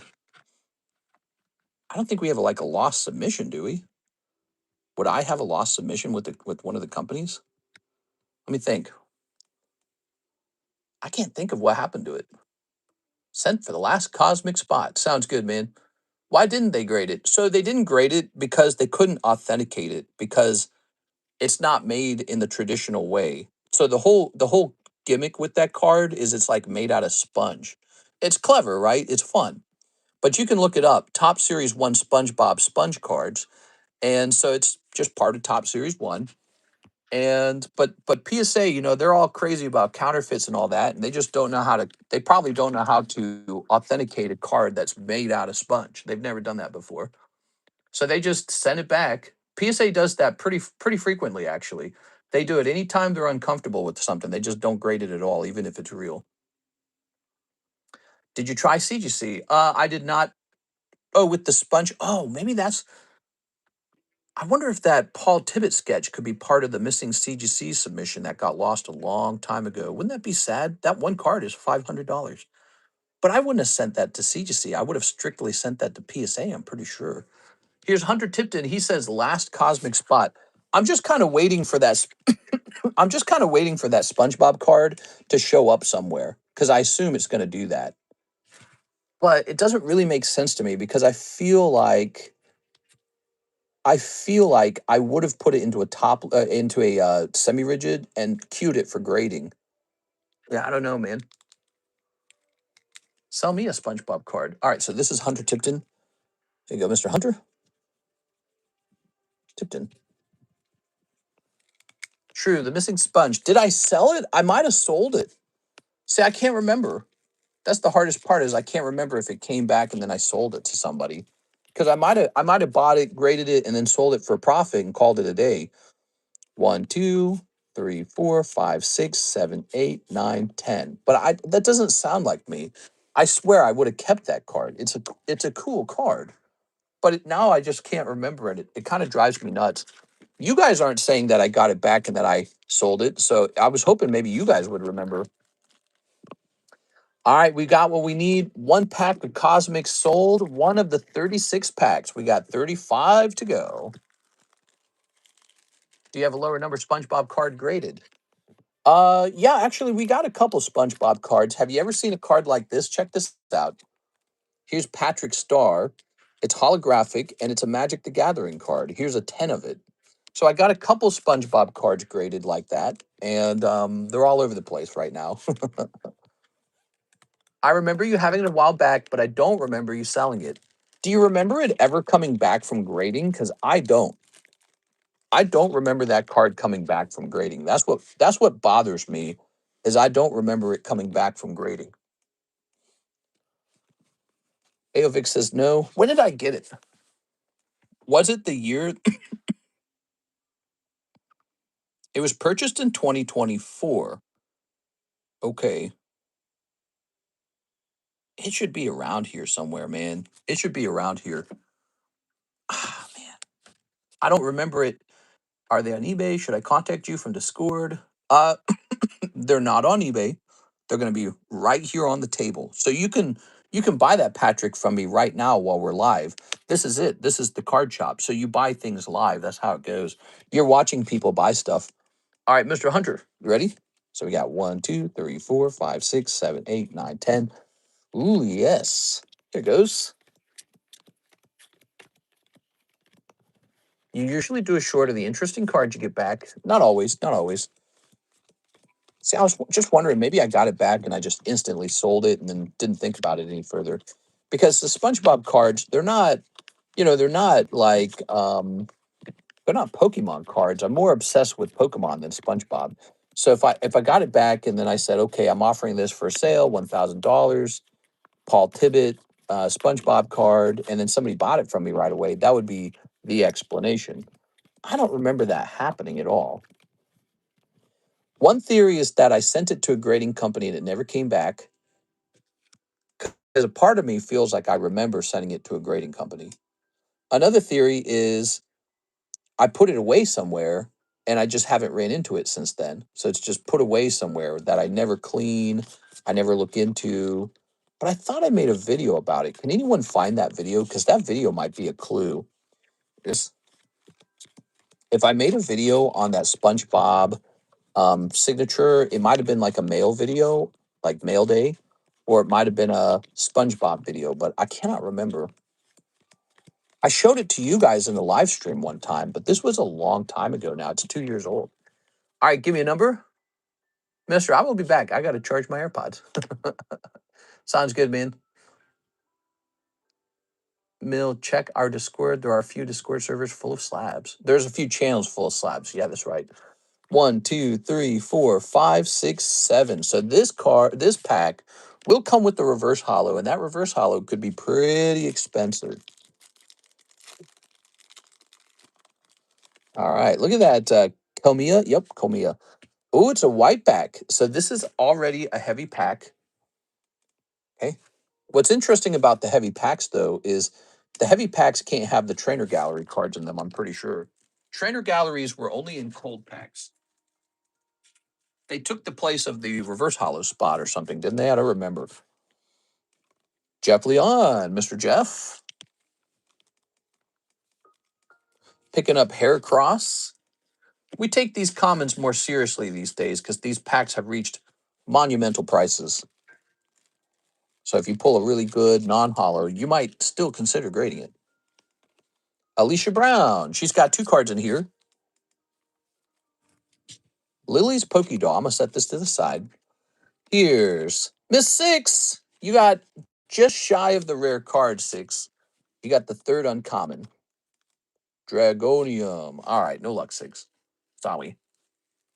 You made a short of the SpongeBob on June 12th, 2024. Could I ask you to send me a link of that? Because it might give me a clue about what happened to it. It might trigger a memory or something. Oops. Oscar, you're pulling the rare spot, and it's a heavy pack, so we don't know what it could be.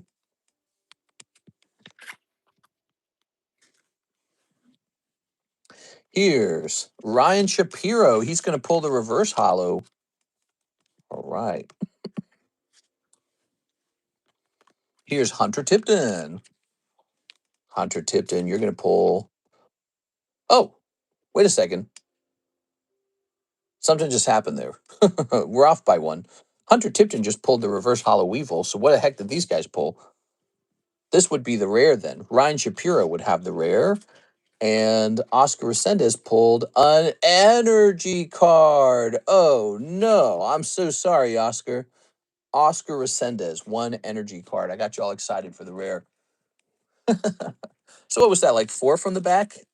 4 from the back? Is that what we're doing? That sucks, bro.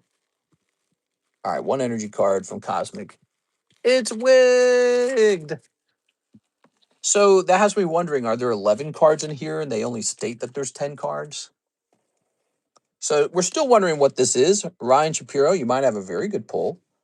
And look at the centering on this reverse hollow Weavile. It looks so clean, guys. Wow. That's a great card. Hunter Tipton pulling a nice reverse hollow Weavile. Hunter, this is serious business now. If that card grades 10, it could be $300 to $500, I bet. It's not a cheap card anymore. It's serious business. You're talking about serious G's now. We'll have a quick look. I like the centering.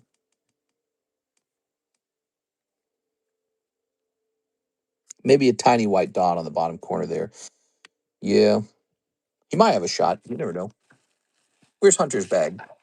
Hunter's bag. We're going to call you Hunter, okay? Because he likes to hunt for Pokemon cards. Got a nice card in here? Okay, we'll put it next to the top loader.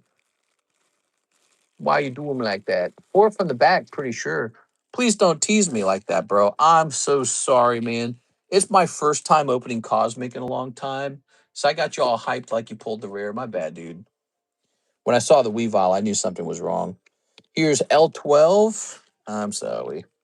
You went from thinking you pulled the rarest card to pulling the cheapest card. That ain't right. Sergio. All right, Sergio. You got a little Carvon. Here's Marius Lawson. Oh, Marius. Pulling Tepid. Pretty cute. Is that SpongeBob Patrick signed by Bill? Is it numbered? It said who it was signed by. It was signed by. Wait a second. You're causing me to make a mistake here. Hold on. Marius Larson. We want Marius. Put this box back. You're very interested in SpongeBob cards, I can tell. Here we are. Good. Very nice. Oscar went through all the emotions. He probably did a little bit. My bad, dude. Marius Larson. All right, we shouldn't have put his bag away so soon. He's got Togedemaru.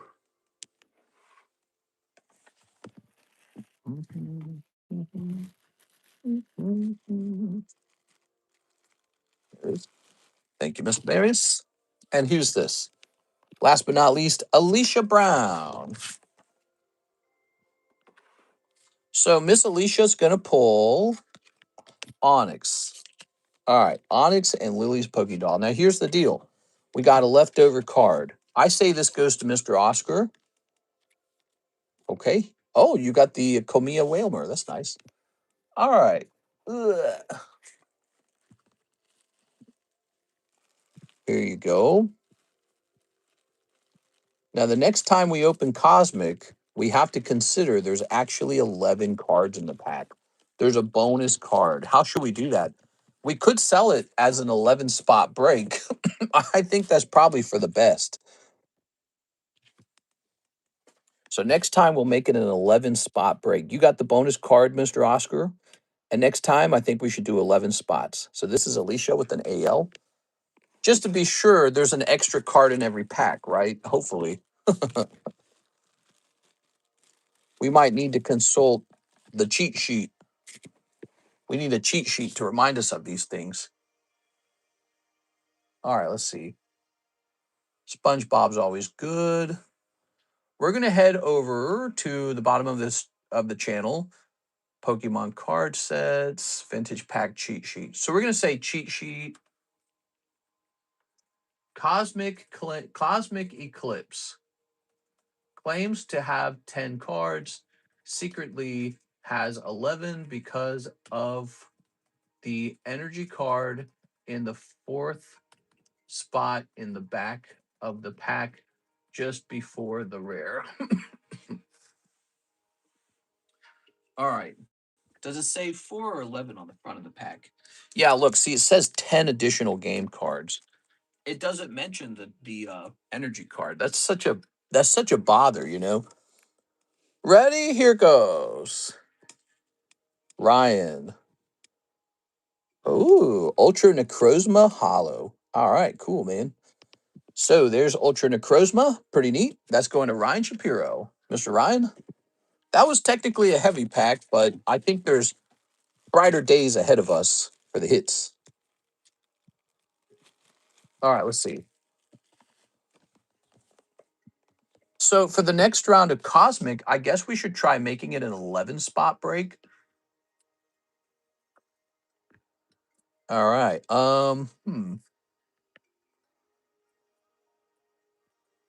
It still doesn't divide evenly. I could either do $14 or I can do $14.50. I think $14.50 is closer to the actual target price.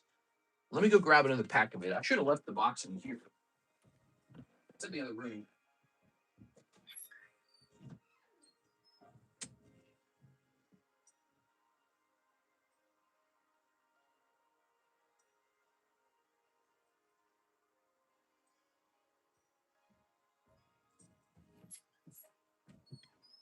I think the correct strategy going forward is to have to memorize that there's 11 cards in the pack, and to further reduce the price by allowing it to be an 11 spot break. That's what I would do with the true vintage pack. You know why? Because any method we can use to lower the price is good.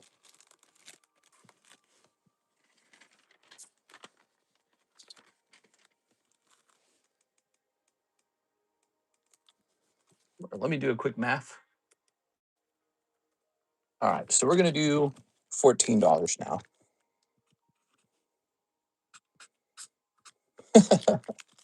$14 and some poor soul gets the energy card. Also, let me announce that this break ended. Computer, show me 2 ice cream cones. That's right. Computer, show me 2 guys doing it. Computer, show me 2 girls doing it. That's the Breaks History channel. And we're going to grab this link. We're going to say first Cosmic Pack Break before 103 minutes. Next one started. All right. So there we go. Here it is. So Mike's side has the 1-of-1 SpongeBob sketch video. 40 seconds long. I recently acquired this SpongeBob sketch card with Paul Tibbetts' signature on it. Check it out. Back of the card, it says 1-of-1, tops, zoom into breaks, SpongeBob openings. Grab one for myself before it gets really expensive. It off to PSA. I already know it's not going to grade 10. I might grade it with no grade at all, just authenticated. All right, so back then I was saying I wanted to send it to PSA. I must have sent it to PSA, right? Like, where the hell is it? 2024 is 2 years ago. So that's enough time for it to have come back already. Did I never receive this card back? Or when it came back, did I sell it right away? Let's see what it costs now. SpongeBob signature tops. You can't even find it now. Who was Paul Tibbetts? Paul Tibbetts, he wasn't the creator of SpongeBob, right?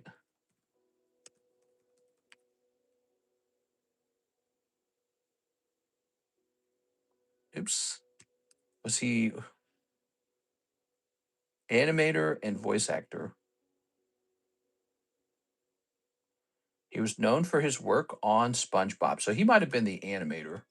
Okay, very cool. Let's see. You owe me for reminding you about the SpongeBob. Where would you have sold it? Right here on the table. Right here on the table. It would have come back from PSA, would have had like a grade on it, and then I would have put it up for sale, probably like $700 to $1,000, and then somebody would have bought it, and that would have been the end of it. The only problem is I can't remember if I did that. That's the only problem. All right, Hunter tipped in finished that cosmic spot, and it's 5:08 now, so we got a little time left.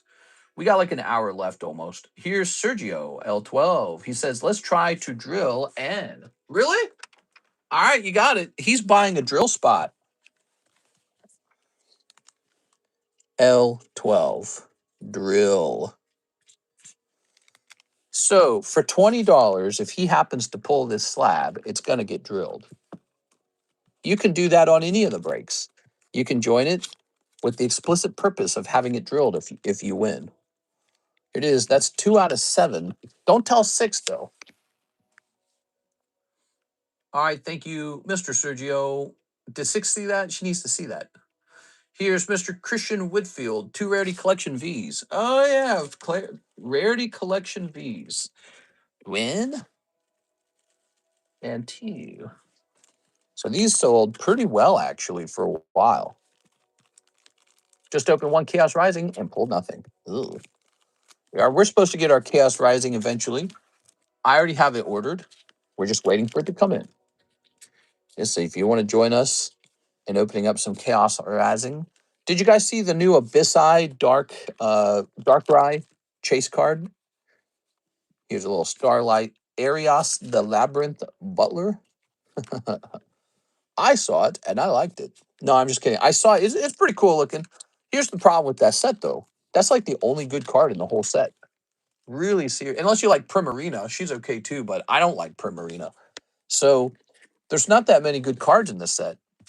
Just the one Abyssai. Kind of reminds me of the Ninja Spinner set, the Mega Green Ninja set. Here you go, Christian Whitfield, 2 packs of Rarity. We got this nice Sandshrew right now. That's Mega Evolution Sandshrew. Ah, so stupid. Why did it do that? Trying to get this box in here. There it goes. All right, good. Slowbrush, cool. Yeah, he's okay. What magic products do you have in slabs or breaks?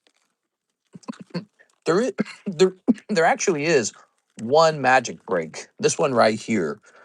It's a gym break, $29. Your odds are 1 and 2.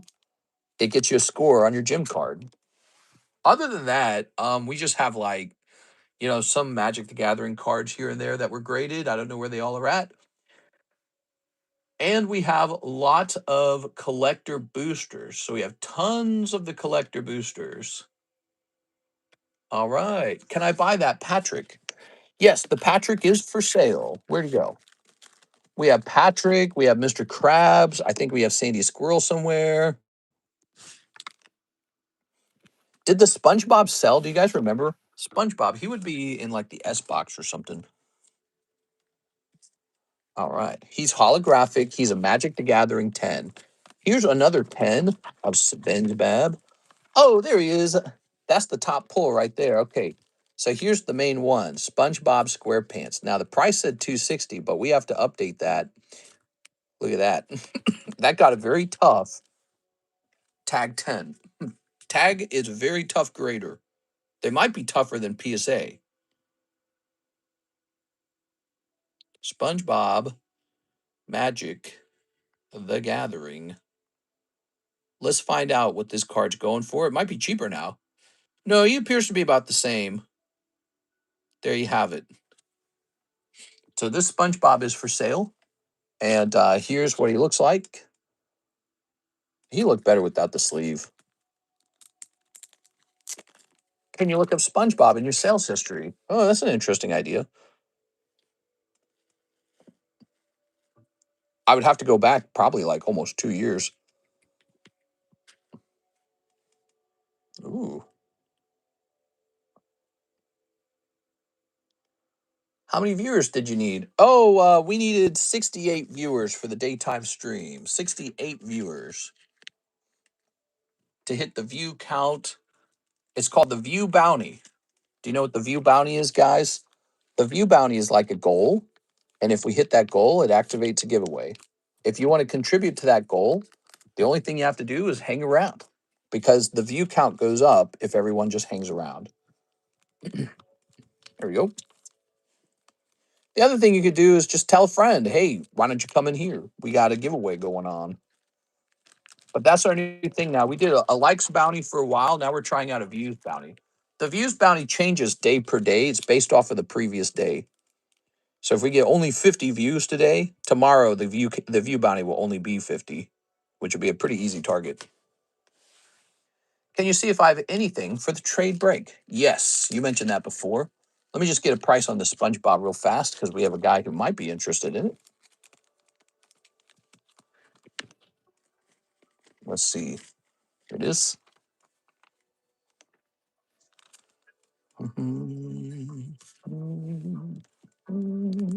I'm actually kind of surprised this card hasn't already sold. I mean, think about it for a second here, guys. This is a one-time printed magic set for SpongeBob. Here he is. He's got the big rainbow above his head. It's an actual magic card. Like, someone explain to me why this hasn't sold already. Pretty interesting. Seems like a card I could just put into storage and give it 5 years and see where it's at in 5 years, you know? All right. So that SpongeBob is 200. He's 240. That SpongeBob is 240. He does seem like he would just be worth holding and not selling. All right. Let's see. I don't like SpongeBob. What? Let's see. What were we doing? We were helping Hunter Tipton, right? Hunter Tipton. Because it's not PSA. I actually highly doubt that. All of our tag slabs have been selling like crazy. I cannot get enough tag slabs. They sell that fast. Yeah. Some people prefer tag. The tag slabs look really nice. So you got this little packet for free. Here's some more junky looking cards. Here's full art. Here's some more junky looking cards. Here's some Hetty Pata. Here's the Weavile. Here's a little card here. Well, for $5, huh? These Harry Potter packs are $8 a pack, and they actually come with the chance for a holo. So I can't say that this bulk has any value at all to me. It's worth less than $5. Let's say that. Now, these are Merlin stickers. I have these coming out of my ears, and I've got a bunch of these already laying around. And then finally, you have Union Arena hollows, and it's just kind of the same deal. Like, I would deal these out to junk packs, but I would not be putting these into, I would not be able to get $5 of value out, basically. So this right here is your tradable stuff, I'd say, and I'd say this is not $5 is the problem. You have these three lovely cards, and I don't think you should trade them away. I think that you should grade these, okay? So right now, Mr. Hunter, your bag's just a little too small to reach $5 in junk value. I bought two Metal Mew PSA 10 from TCC last December at 100 each, and now they're about 400 each. Damn, that's a lot. That's pretty good. All right. Look at this. We got the Doodle Dimension. That's also nice. Okay. Couple SpongeBob cards there. You could get SpongeBob and Patrick together as a slab away. That'd be cool. That'd be neat. It's a $25 raw card, Magic the Gathering. It's not like Pokemon, where a new set can be worth 25 per card and get graded in 10 and now be worth 200. Well, I mean, I already sold Mr. Jod. I already sold one of these cards for a lot of money. I can't remember which one it was, but one of them already sold. So I just don't agree with you on that. You can take Magic cards, grade them, and if it managed to get a prestigious 10, it's going to sell for a lot of money. That's because even though Magic cards are really cheap when they're raw, the vast majority of them can never grade 10. They will never grade 10. You can go buy 5 copies of it and none of them will grade 10. So much for it being cheap at $25 because this is only $240. So you have to ask yourself, how often does this card grade 10? Well, take a look at the back of a Magic the Gathering card. Take a look at it. Let me show you something. You probably never thought of this before. I don't know how much Magic you grade. I've graded a bit of it, and most of it doesn't grade 10. Check it out. It has this really distinct thing called black edges. And that makes them terrible for grading because the minute there's any flaw at all on the edge of the card, it shows up like white against black. So yeah, these do not grade 10 unless you got basically a perfect card. Then you got to have centering, and then you got to have no print lines, and the whole card's holographic. I mean, I'm talking myself into keeping these. I shouldn't even sell them. I should just go put them in my collection box right now. It just doesn't make sense to sell. So yeah, I've graded quite a few Magic cards now. I've graded Fallout, I've graded Lord of the Rings, I've graded Spider-Man. I probably am going to grade some of the Teenage Mutant Ninja Turtles. None of them grade 10. They all grade 9. And it's because they don't print them very good. They don't print them for grading. Like the Japanese Pokemon cards are almost printed for grading. The quality is so good. But the quality here is just crap. They don't care. They don't care if your card grades 10. So the fact that these two cards actually got 10s is nuts. And Tag is a horrendously tough grader. Like I said, I've graded probably more Tag than most people. I'm probably up there in the top 5%. Thousands of cards already graded with Tag. Thousands. Maybe like 5,000. By the way, all of them sold. And yeah, there's cards that I send a Tag that would have gotten a 10 or a 9 or an 8 with PSA. And we actually, look, here's one of the test subjects. I saved it. Look at this. This was a Jolteon 9. We sent it to Tag and it turned into a 7.5. This was PSA 9. We regraded it with Tag, hoping for the 10. It turned into a 7.5. Massive downgrade. They do like forensic imaging of all their cards, so you can't hide anything from them. You cannot hide anything. And then they have to create a grader's report too. So they're not allowed to make mistakes and just kind of go, they're not allowed to do that because they actually have to show you proof and evidence of how it graded 10 and why, or why it graded 9. So their grading's tough as nails. That's why when I send to Tag Grading, I don't send them my vintage Pokemon as often anymore because I just know they're not going to be forgiving at all. But I do send them modern cards. Spongebob's a modern card. But yeah, so 68 viewers. Look how fast. Look at that. We hit 73 viewers like it was nothing. Great job, guys. You guys just hit the view bounty. Let's get that giveaway going. We got a great giveaway today. This is Mr. Brandon's giveaway. It's this 25th anniversary Zapdos, and I think it's a really lovely card. He giving this whole card away for free. Check it out, everybody. Team Rocket Zapdos. I offered to buy from him. I said, hey, I'll give you store credit for it right now. And he said, no, it's going to be free for people. Now, this is a special giveaway. If you are a subscriber, you have a times 10 bonus on your odds, okay? So hit that subscribe button right now for the times 10 bonus.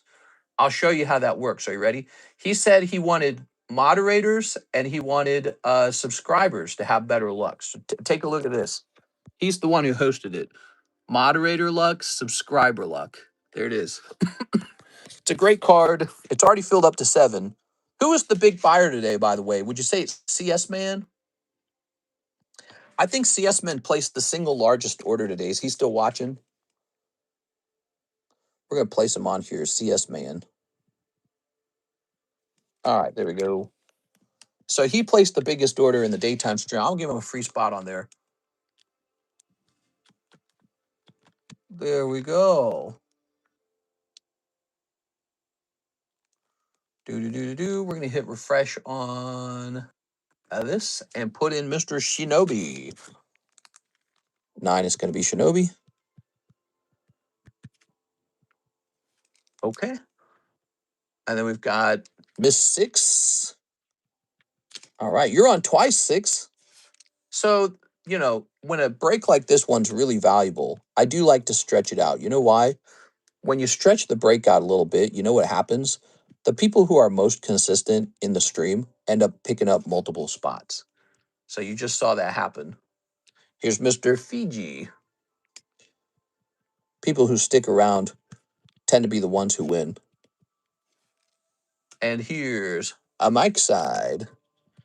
We like Mr. Mike Side. He did a good video the other day. Have you guys been watching the shorts? Mike Side posted a short that did quite well. It was the latest auctions short. Let me show you real fast. Mike Side and I are always experimenting with ideas. And we're going to go over here to content. And some videos do well, some don't. It can be really hard to get your content to do well on YouTube these days. YouTube's super competitive these days. Like, look at this. Right over here, one whole box of the Overgrowth only got 3,000 views. So people just didn't care about that. It's It was a pricey product, and I'd never opened it on this channel before, and it was shadowless Pokemon cards, and no one watched it. So it just got almost no views. But here's Mr. Mike's side. He posted latest auctions of the week, 12,000 views, not bad. So we've been playing around with that, and he did a good job recently. Are. It's tough because we used to get more views more easily. We would post something just like a box getting open, and that would get tons of views. Now you have to try harder, and you get fewer views as well. So you can see the landscape's gotten way more competitive for attention, and for just probably just how it works. There's just so many people wanting to post the same content. All right, he paused the last giveaway to start this one. Oh right, Brandon, he wanted to do this giveaway, and so he paused the other one to get this started. It's a better giveaway, so we wanted to jump into it right away. What time is it? 5:23. Wow, how does time fly so fast, guys? Can you believe how much time has gone by? We got an open queue. I'm willing to do a couple more orders if you guys are interested. And you know what? I'm talking a bunch about these cards here. Spongebob and Patrick, huh? I might just keep these in my personal collection. I mean, it's it's no loss for me to hold on to a one graded 10 SpongeBob card. And look at how clean it is. It's a really clean card. I'm tempted to just put this in my box with, I usually only collect Pokemon, but Magic is a big brand and SpongeBob is a big brand as well. It's tempting, man. Legendary creature, human wizard. Joda the Unifier. The algorithm likes similar content, so basically keep posting videos. They're doing good. Brandon is here. What's up? What's up, Brandon? We got your giveaway lasting multiple streams. That's a good thing because then everyone gets to see your generosity. We could have ended it last night, but if you think about it, Brandon, only the people in that nighttime stream would have seen it. We get a different audience sometimes in the daytime, people who can't join the nighttime stream. So we got a round in the day, one in the night, and let's see, we were up to 13. We could probably end it tonight, or we could stretch it to one last day if we wanted. Either way, it is. Is Magic bigger than Tops? Yeah, probably. I think Magic the Gathering is bigger than Tops. What do you guys think? Well, it depends. I mean, Tops does a lot of sports. Yeah, that's close. I don't know who sells more cards. I bet you that it's probably Magic. I bet you Magic sells more cards than Tops. I don't know. That is a tough one. All right, so we don't know whatever happened to that SpongeBob signature. It's kind of annoying that I don't know. Whoa, wee, look at that. Look at this Tyranitar. Pokemon Awakening Psychic King, huh? Okay, let's pull this out of here. Top sells more, I think. You might be right. Actually, I don't have any sales data, so I have no way to prove which is which. But Top sells sport cards, so they might be the bigger seller. Psychic King Tyranitar. I think I paid 100 for this one. Yeah, mister, that SpongeBob card is a great playable commander. I'm still thinking if I should get it 240 your best offer for me. Yeah, it probably should be 260 to be honest with you, because I know on eBay you have to pay import fee, and I know you're going to have to pay taxes too when you purchase it at the checkout. So I could literally raise it to 260. I'm trying to decide if I should sell it. Do you guys think I should keep it? What do you guys think? Keep or sell? Here's this Tyranitar. Ooh, very nice. I'm gonna set him over here. So we got a couple of these cards we've found that, like these guys right here. Holding these has been extremely beneficial. The Shroomish went way up in price. The Azumarill went up in price too. He wasn't really worth much as a 9. That was why we put him in the regrade pile, because it's like, might as well give him a regrade. Here's Warrior of Light. Here's a SpongeBob coin for $370 made out of pure silver, graded PF 70, which is a perfect score for a super high gloss coin. All right, and then one more card over here. What's this? What's the Azu card? Can I see it? The Azu. What do you mean Azu card? Oh, Azumarill? Azumarill? Well, let me get this open. So that card's not supposed to be for sale. He's just supposed to go into my Rocket Returns collection. We were going to regrade it and then put it into my collection, but here he is. I don't know. I've sold rocket cards before. Holding it has been a tremendous success. His value just goes up. Same here. This Shroomish was going to get regraded because he's got really old label. But I'm just going to hold him for now. I'm not going to regrade him while PSA is like deathly busy, you know? I don't know if it helps you decide, but there's a cheaper CGC one up on eBay.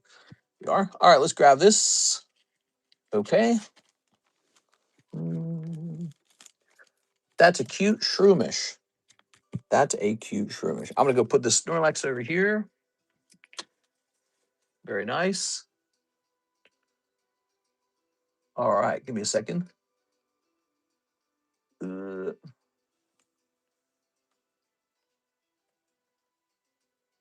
Okay. Grab this.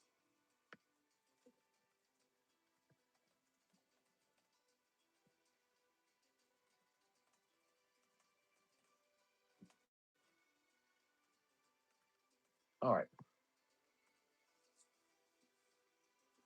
There we go. Sergio says, spot in the Cosmic. Also, don't actually drill the slab if I win. I was trying to mess with 6. You got it, man. I'm going to have to go find one for sale. I like it. CGC is irrelevant. Nobody cares about that brand, says Mr. Jod. I think that CGC Gem 10s don't do very well. Wouldn't you guys agree with that? The Gem... but here's the deal. If you get a CGC Gem 10 at a cheap enough of a price, who cares? So it's about the price, you know? All right, he's jumping into the next round of the pack split. Let's see. Do we need the bag over here? Is the bag over here? Let's see. Ah, here it is. I was notified of having a tax refund. What? Nice, dude. Tax refunds are pretty good. Did you know I'm still paying my taxes? With us, it takes a while. I was working on it last night. It just takes a long time. Oh, nice, Brandon. It's always good to hear that instead of having to owe. I keep it. I want to see the price in 5 years. You think so? I feel like it doesn't really cost me much to keep it. So, like, I could have $240 to spend today on something else, or I can see where this Spongebob is in 5 years. It's a lovely card. It is. All right. We could keep them together. Legendary creature, human warrior. So stupid. We haven't managed to sell any of these pristines. The Psyduck pristine for 180. We're asking for a much higher price, but that's because pristines are so dang hard to grade. They're very hard to get. Here's Voltalam. Here's Darkrai. And here's Shuppet. These are all going to go into the Pricey Slabs channel, I think. All right, let's see. I know you don't have much in them. Yeah, I don't actually own many Magic cards. I'm kind of a Pokemon card guy. And so I like to sell the other cards. Let's see.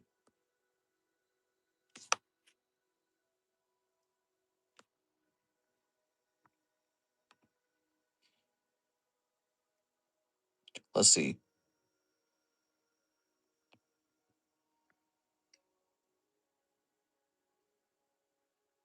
Give me a second.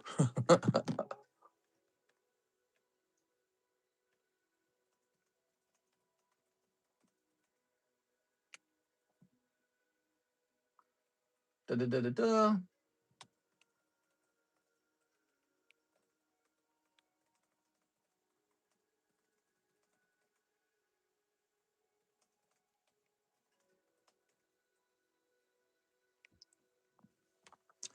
All right, let me take a picture of this. I'm going to jump over here. And we're going to take a picture of these Pricey Slabs.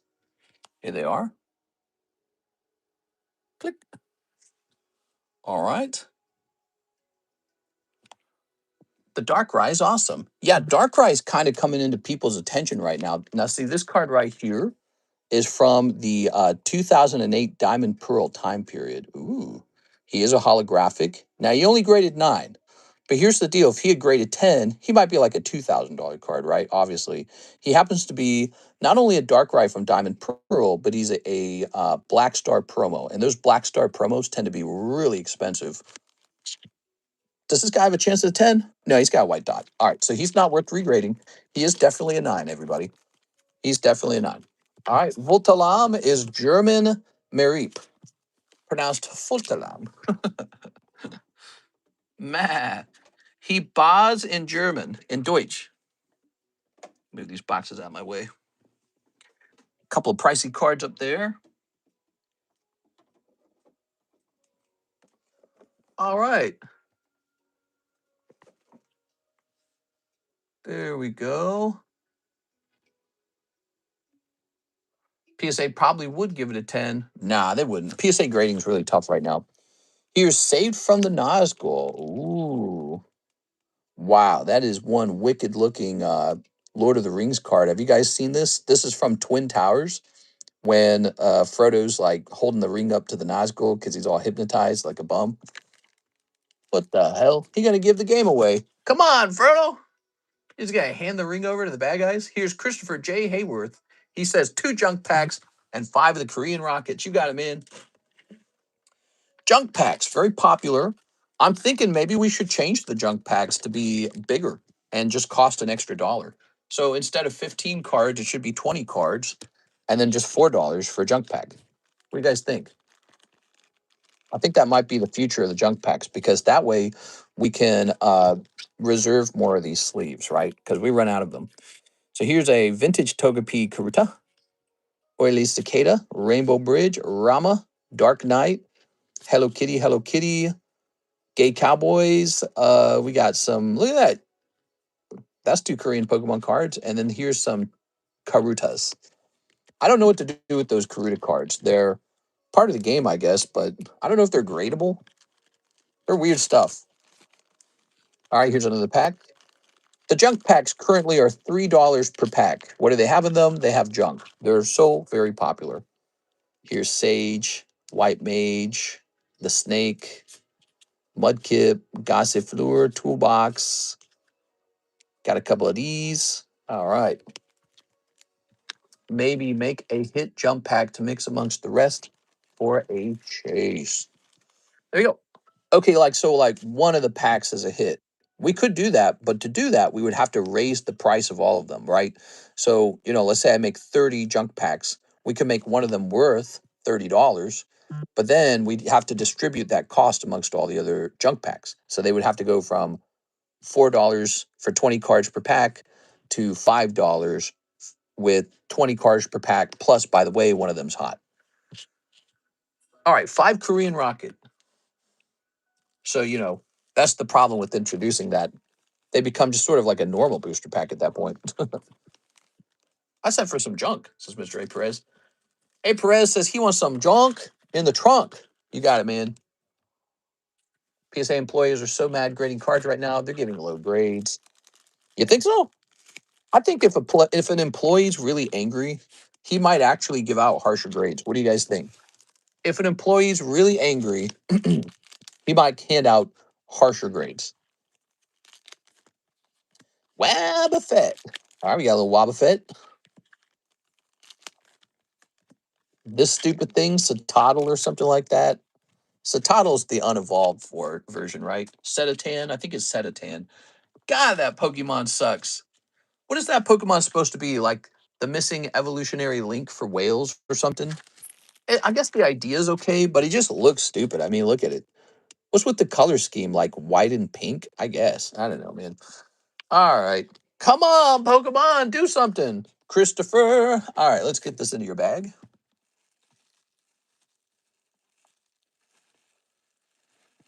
So after this stream, Karis and I are probably going to go watch the season finale of The Boys.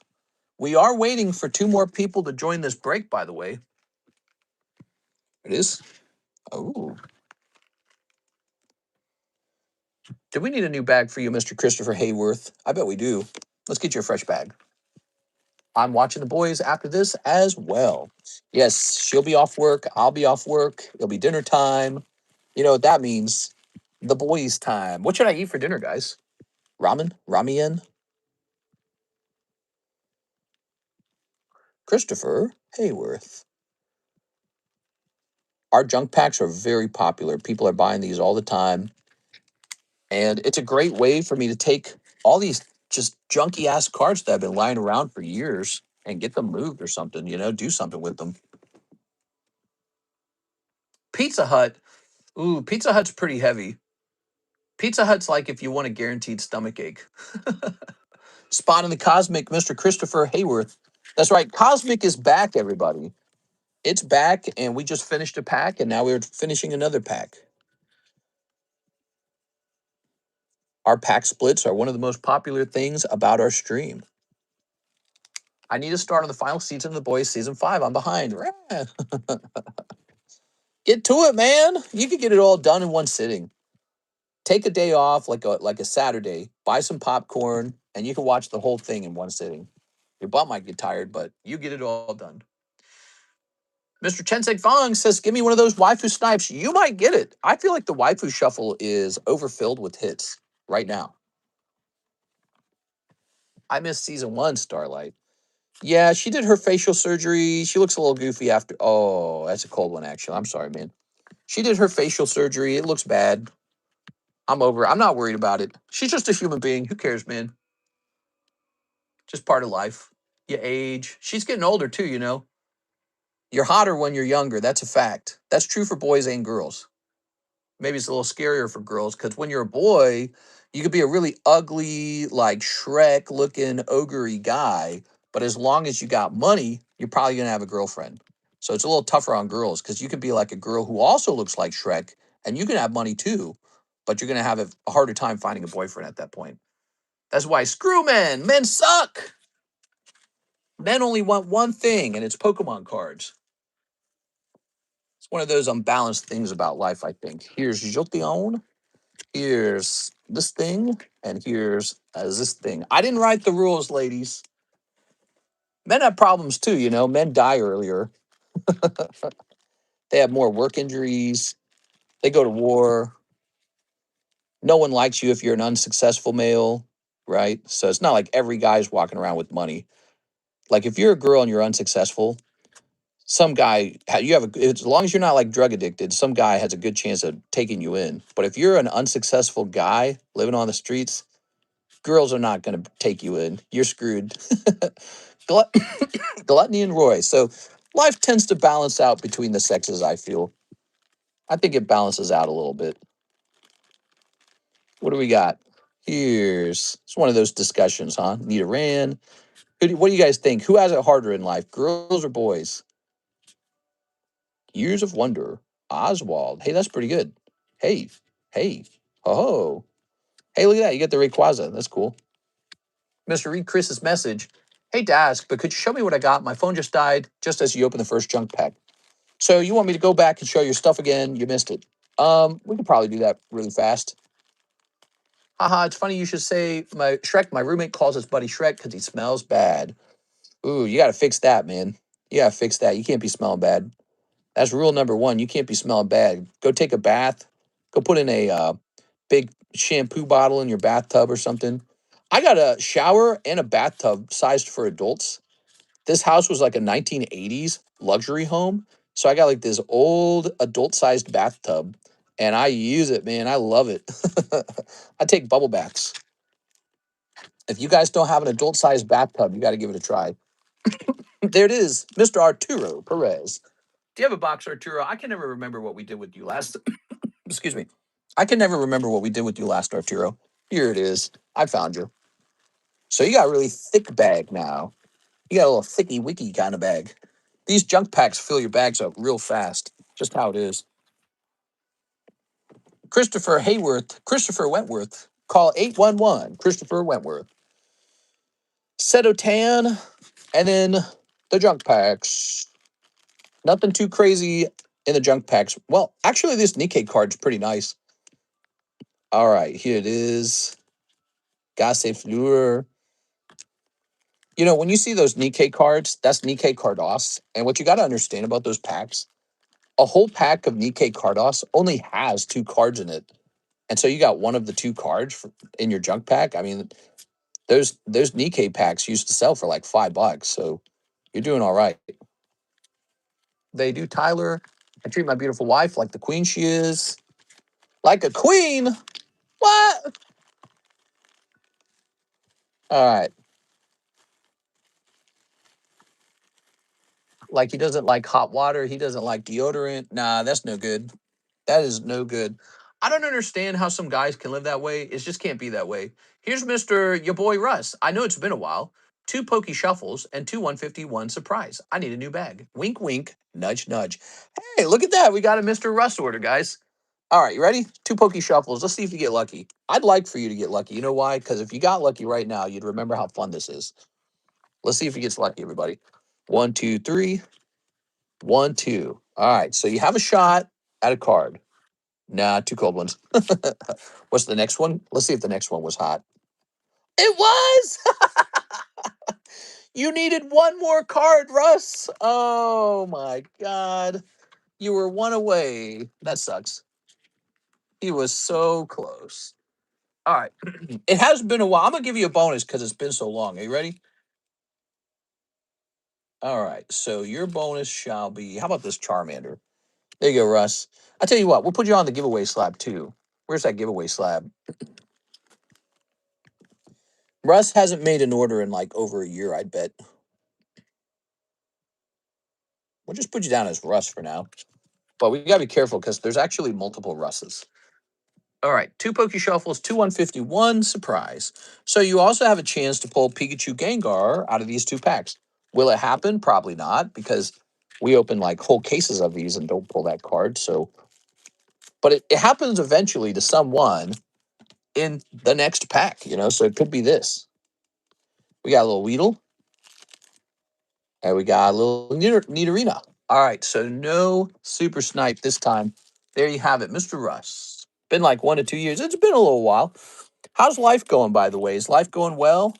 Are you lonely? Do you have things you do in your life? Like, do you go to work? Do you you got any girlfriends yet?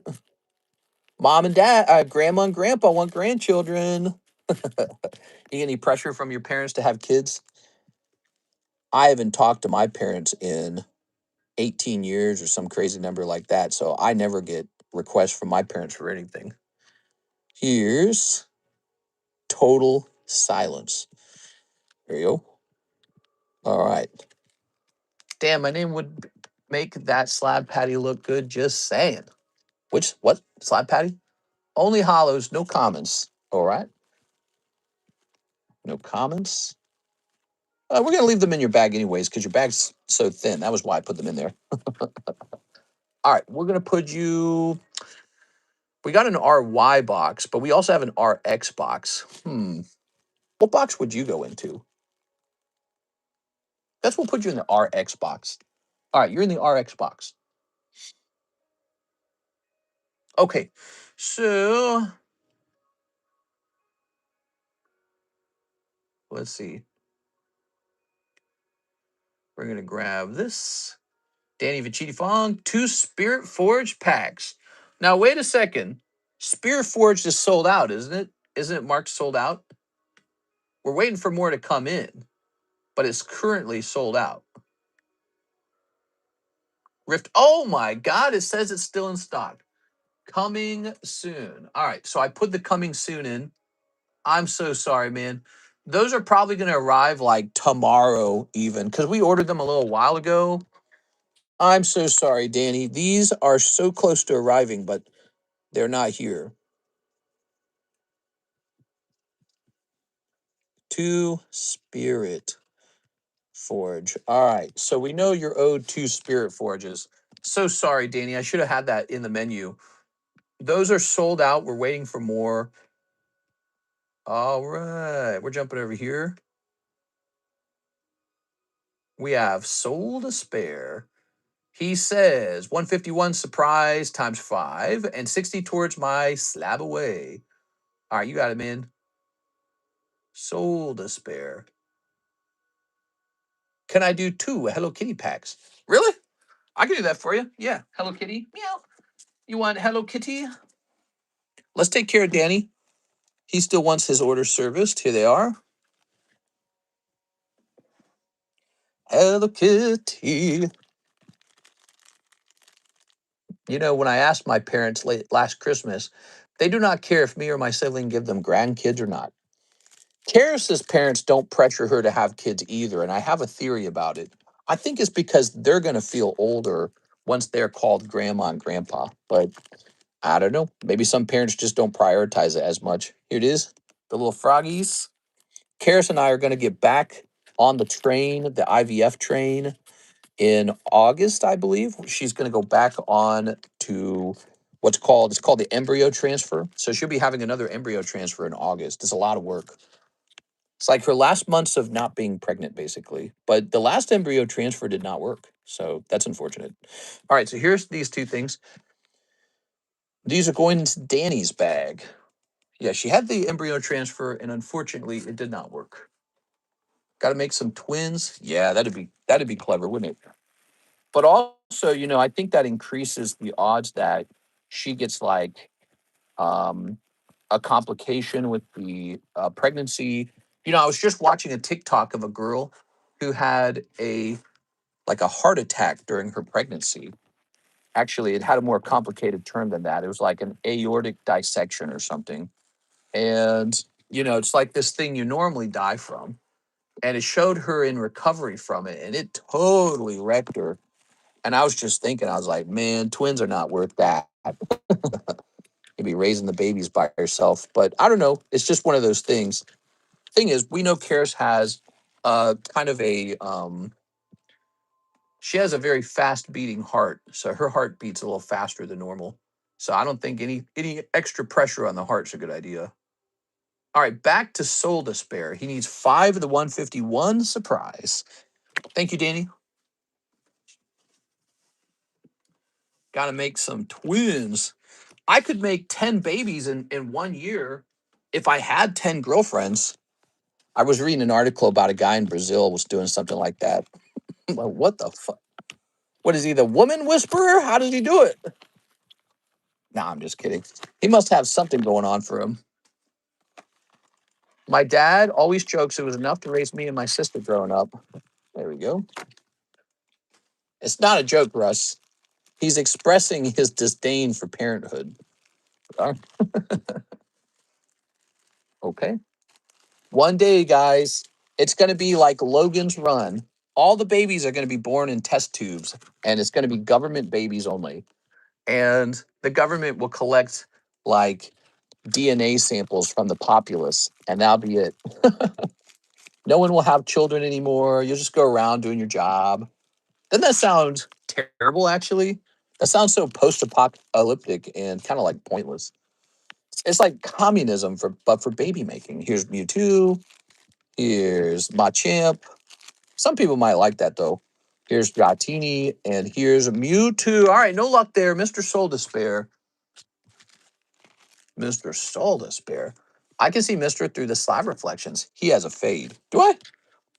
Yeah. Let's put this into your bag and then apply the money to your slab away.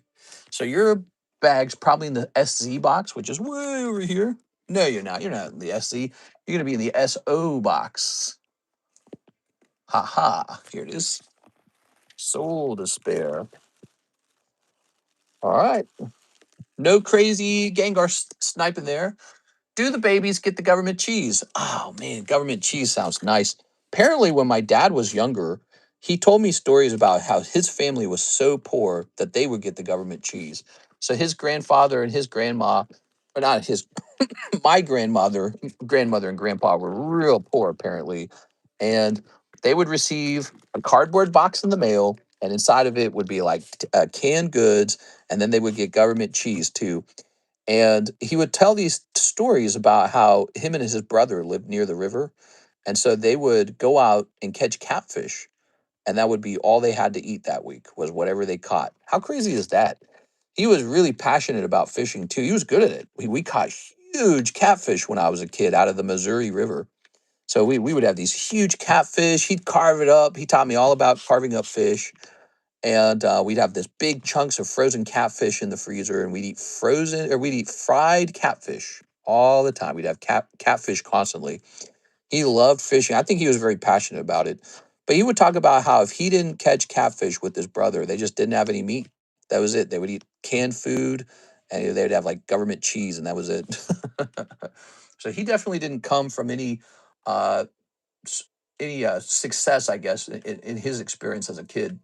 I've seen their house. My grandparents lived in the same house their whole lives. It's such a tiny little home. It's almost hard to believe. I went there about 2 years ago. I visited my grandparents for the first time in like 18 years. And I went there to see if they were still alive, actually, because I didn't know if they'd passed away. And they were there. My grandfather was missing his nose completely. He's like the character out of Fallout who has the missing nose. He's like that exactly. He had nose cancer and he didn't go to the doctor. You know what he did? He cut his nose off. How crazy is that? He didn't go to the doctor. He just cut his own nose off because he had skin cancer on his nose. So he said, "I'm not going to die of skin cancer. I'm going to cut my own nose off." And he's like 85, and he's still going. They had a bunch of dogs. He has this big chunk of property. He's got a bunch of acreage in Kansas City.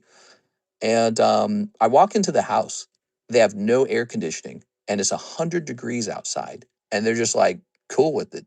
Like their bodies have adapted to that. I would die. I would overheat. I would probably have overheat exhaustion. Like medically, I would probably die. But it's like 100 degrees in their house, and I'm just sweating bullets, and I got to sit down and drink water because it's so damn hot. It's like dizzyingly hot inside of the. It's hotter in the home than outside the home. And I walk through the rooms just to remember it all, like when I was a kid. And there's these stairs that just go like vertical. They have like wooden stairs, and there's a rope attached to the side that you can hold onto the rope while you're climbing. And the stairs just go like straight up into this like second story. But the second story is so small, you almost have to duck the whole time. And it just has this really ancient feeling to it, really old. Like the floorboards are creaking under your feet, and these little old beds that are there. And it's exactly the same I remember it as a child. Exactly the same. Nothing's changed. Old books, dust everywhere, old bed sheets, thin little beds that fit small people, a little attic. I remember climbing into the attic when I was a kid, and there was all this junk in the attic, and it was super creepy and weird. And but down on the main floor, you go to past the family room, which is just this tiny little room with a heater in it. It's got a wood burning stove, and they got like this bathroom that doesn't work properly, and it didn't work properly when I was a kid either. There was just something wrong with like the bath and shower. It like wasn't finished. And it was that exact same way when I was a kid. They changed nothing about the home. And you go back there and there's like one more bedroom hidden back there, and it's just so small, so crammed, so terrible. They never had air conditioning. It was like hitting me, how extremely poor my dad was when I was a kid. I was like, wow, this guy lived in abject poverty. And they had like chickens and stuff like that because they had to have like food basically. All right, so there's a little interesting story. Here's Mr. Christopher Hayworth, and he says 5 of the 151 surprise. All right, you're next. I saw the orders. You're the next person in the queue. You got to visit them again. It would be interesting to record their home. I should have recorded it. I should have been like, ooh. You could see an old picture of me up on the wall, actually. They had a picture of me on the wall from when I was about 13, I believe. And I guess they had that picture placed up there, and it's just been up there the whole time. It's a picture of me and me and my brother together in like a Sears photo shoot. I actually remember it because I absolutely hated it. I hated taking photos as a kid. Here we are. Here's Arbok. Here's Abzor. Here's Vaporeon. And here's a Ditto. My brother just pulled Lycia's Appeal. Nice. From the simplified Chinese Starry Crystal. He said it's $400. A TCC grandparent house tour stream. To do that, I'd have to travel all the way out to Kansas City again. And I don't know. I arrived unannounced last time. My grandma was like shocked. Here we are. Christopher Hayworth. I remember she was pretty excited to see me. And she made this great point. She said, whatever went wrong in your home, she's like, I didn't have anything to do with it. So I do feel bad about it that way. But it's like, man, it was so bad. It's like it's easier to stay away from even the extended family. All right, what we got? We've got Jacob Chickering. He says, 2 Hidden Fates Chinese. All right, ready?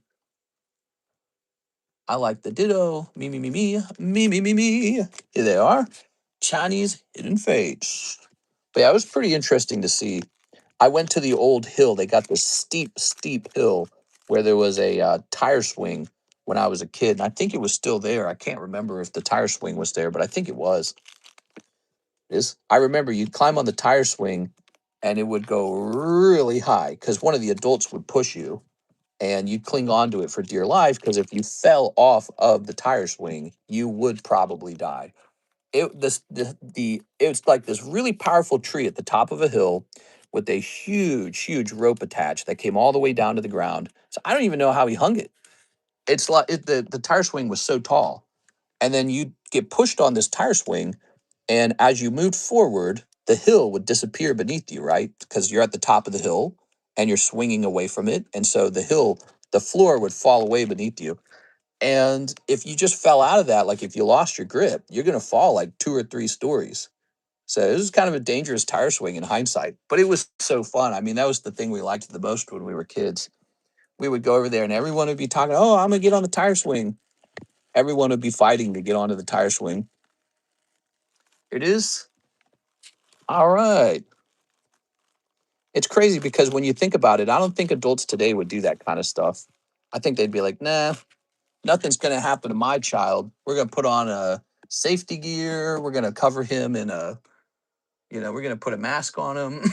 You didn't want your kid to get sick or die or anything. Now, back then, I don't think they talked that way. Like that wasn't like a way of thinking almost. They just didn't care. Maybe that's why they had kids back then because they weren't as concerned about being perfect parents or something. All right. What do we got next? So we have an order from. No, this one's already done. Okay, this one's already done. It's 6 p.m. I think we're done, guys. Yes, 6 p.m. has arrived. Well, let's hand out one more spot on this wonderful Brandon giveaway. Brandon Wong is giving away this Rocket Zapdos, and it's a very generous giveaway. And here it is, Mr. Hathim making it into the giveaway. I think, is he on it twice? No, he's on it once. All right, congratulations, Mr. Hathim. Probably got onto it because of that times 10 luck for the moderators. Is Alexis on it? I'm putting Alexis on it too. You know why? She deserves to go on there. She works hard. She's part of the crew. She's not in the stream, so she never actually gets into the giveaway, but she comes in every twice a week. She gets all the shipping done. So we're gonna give her a spot on some of the good giveaways automatically. All right, cool. No, me. It's not over. There's 4 spots left. Join us live for tonight. Smash that subscribe button so you don't miss it. Subscribe will let you know when we're going live. We'll be live in like, I don't know, 6, 7 hours, 7 hours probably. She a queen. Yeah, Alexis is a real queen. All right, thank you so much, everybody. I'm hopping off. What a fun daytime stream. I thought there were moments where it was slow, but then there were moments where it was hot as well. The boys box break will continue tonight. We have 2 people in there. Oops, that's the pack break. We have 2 people in the box break, Oscar and Hunter Tipton. They're on a team. They're on Team A. Did you guys know we allow teams on these box breaks? So join a team in a box break. If your team wins, you have to split the packs amongst each other. Okay, just a thought. That's a new thing. That's the first time we've ever done that. So we're always adapting and finding new little things. 2 spots left over here for the boys. It's a whole booster box. Pull out a signature Homelander card. I'm sure it will be a fun, memorable thing. And yeah, we've opened up about 4 boxes of the boys so far. It's been a lot of fun. See you guys there tonight. We need a boys final review. You want it? I'll give you a finale review.